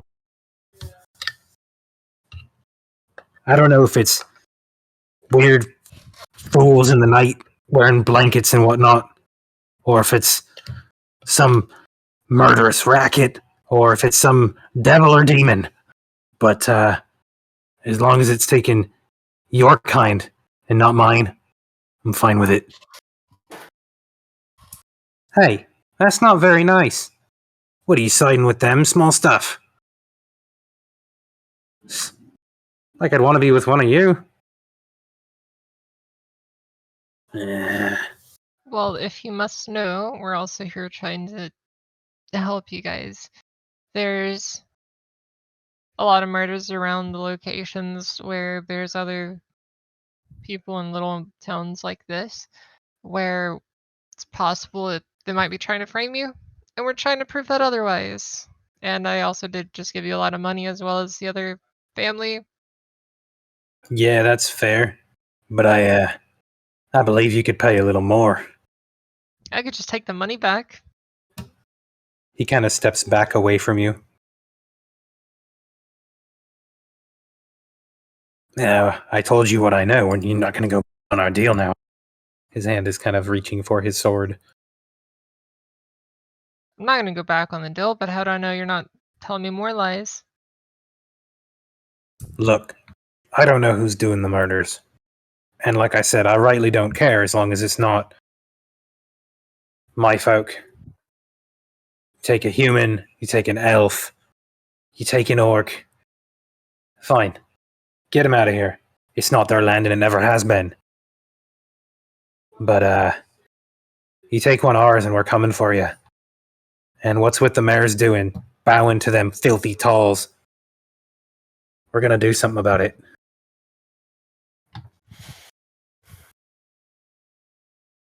Well, I wish you the best of luck, and we will help where we can. And hopefully next time someone offers you help that is nice, you do the same in return. We'll just do like a little curtsy and then just Go ahead and roll persuasion. start to leave. He'll look at you and kind of nod slowly, like he understands, and kind of glance at the other two Svirfneblin, who will kind of also be wearing like grim, brooding, but also thoughtful and considering expressions as you make your leave. Rhea, for her part, will flip them the bird, stick out her tongue, and go and walk away.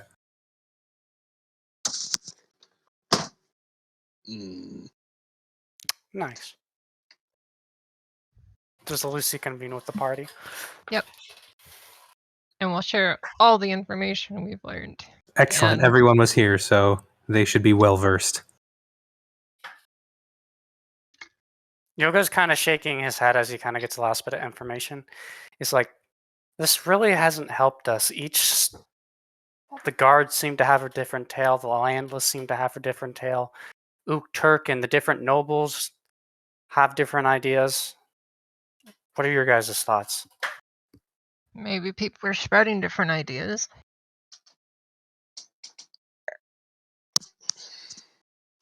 The only thing that really sparks my interest is what that gnome said to me.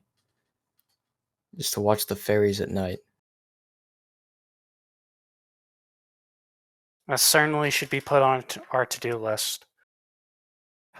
Well, if there's something to do with fairies, and there's something to do with the secret church with people at night, safe to assume something's probably related, and given the fact it's also the only fairy between the two. Bron, you said that you serve a night goddess. Is the church the one that they're talking about? This is Brightleaf. Just kind of stays quiet for a moment. I am not sure at this point. It sounds a lot like it could be, but I don't think so.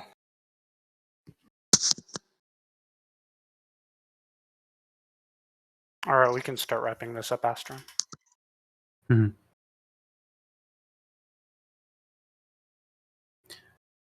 Well, if there's one place to go at night, and I suppose we could stake out this side of the river at night if we want to look for any dark cult people.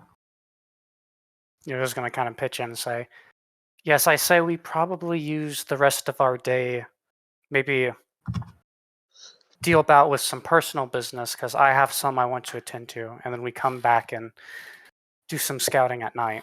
Does that sound well? I Sounds on say me. Did he say sometime- to use to watch the fairies, Bron? That's right. And who is that? Was that who is that? It was just some gnome I questioned and his two friends. Okay. Well, I think that's it. That barge is huge. You can put a lot of stuff on it. Yeah, I think that's our best bet at the moment. Did they say fairies, like plural? Oh, there's only one Ferries. ferry. The ferry barge that you went on was, it runs along a chain that has 2 anchor points on either side of the river. So it only goes from point A to point B by chain, and no, there's it's- only one of them. Yeah. I was asking like if they said fairy or fairies. Oh no, they said ferry, one single ferry. Okay. Yeah. Oh, I heard wrong then.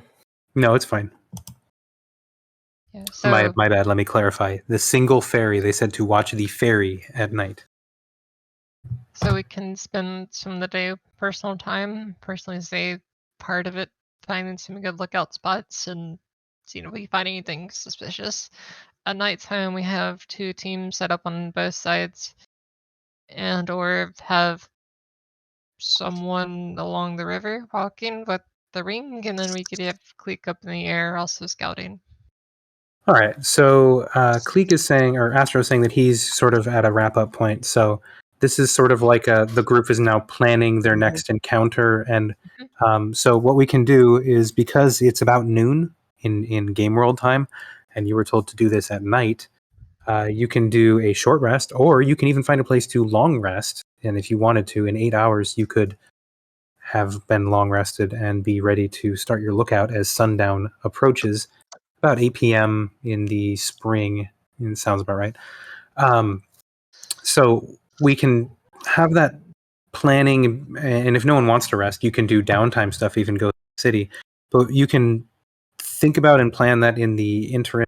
We can wrap it there for now, and we can make the plans, unless you want to discuss that now, because everyone is here. So how much time you got? Because I want to get going too. Totally I have makes to get sense. Yeah, we can going. stop now. Yeah, that's fine. Okay, then I will hit stop on the recording. Toodaloo I'll recording. see y'all then.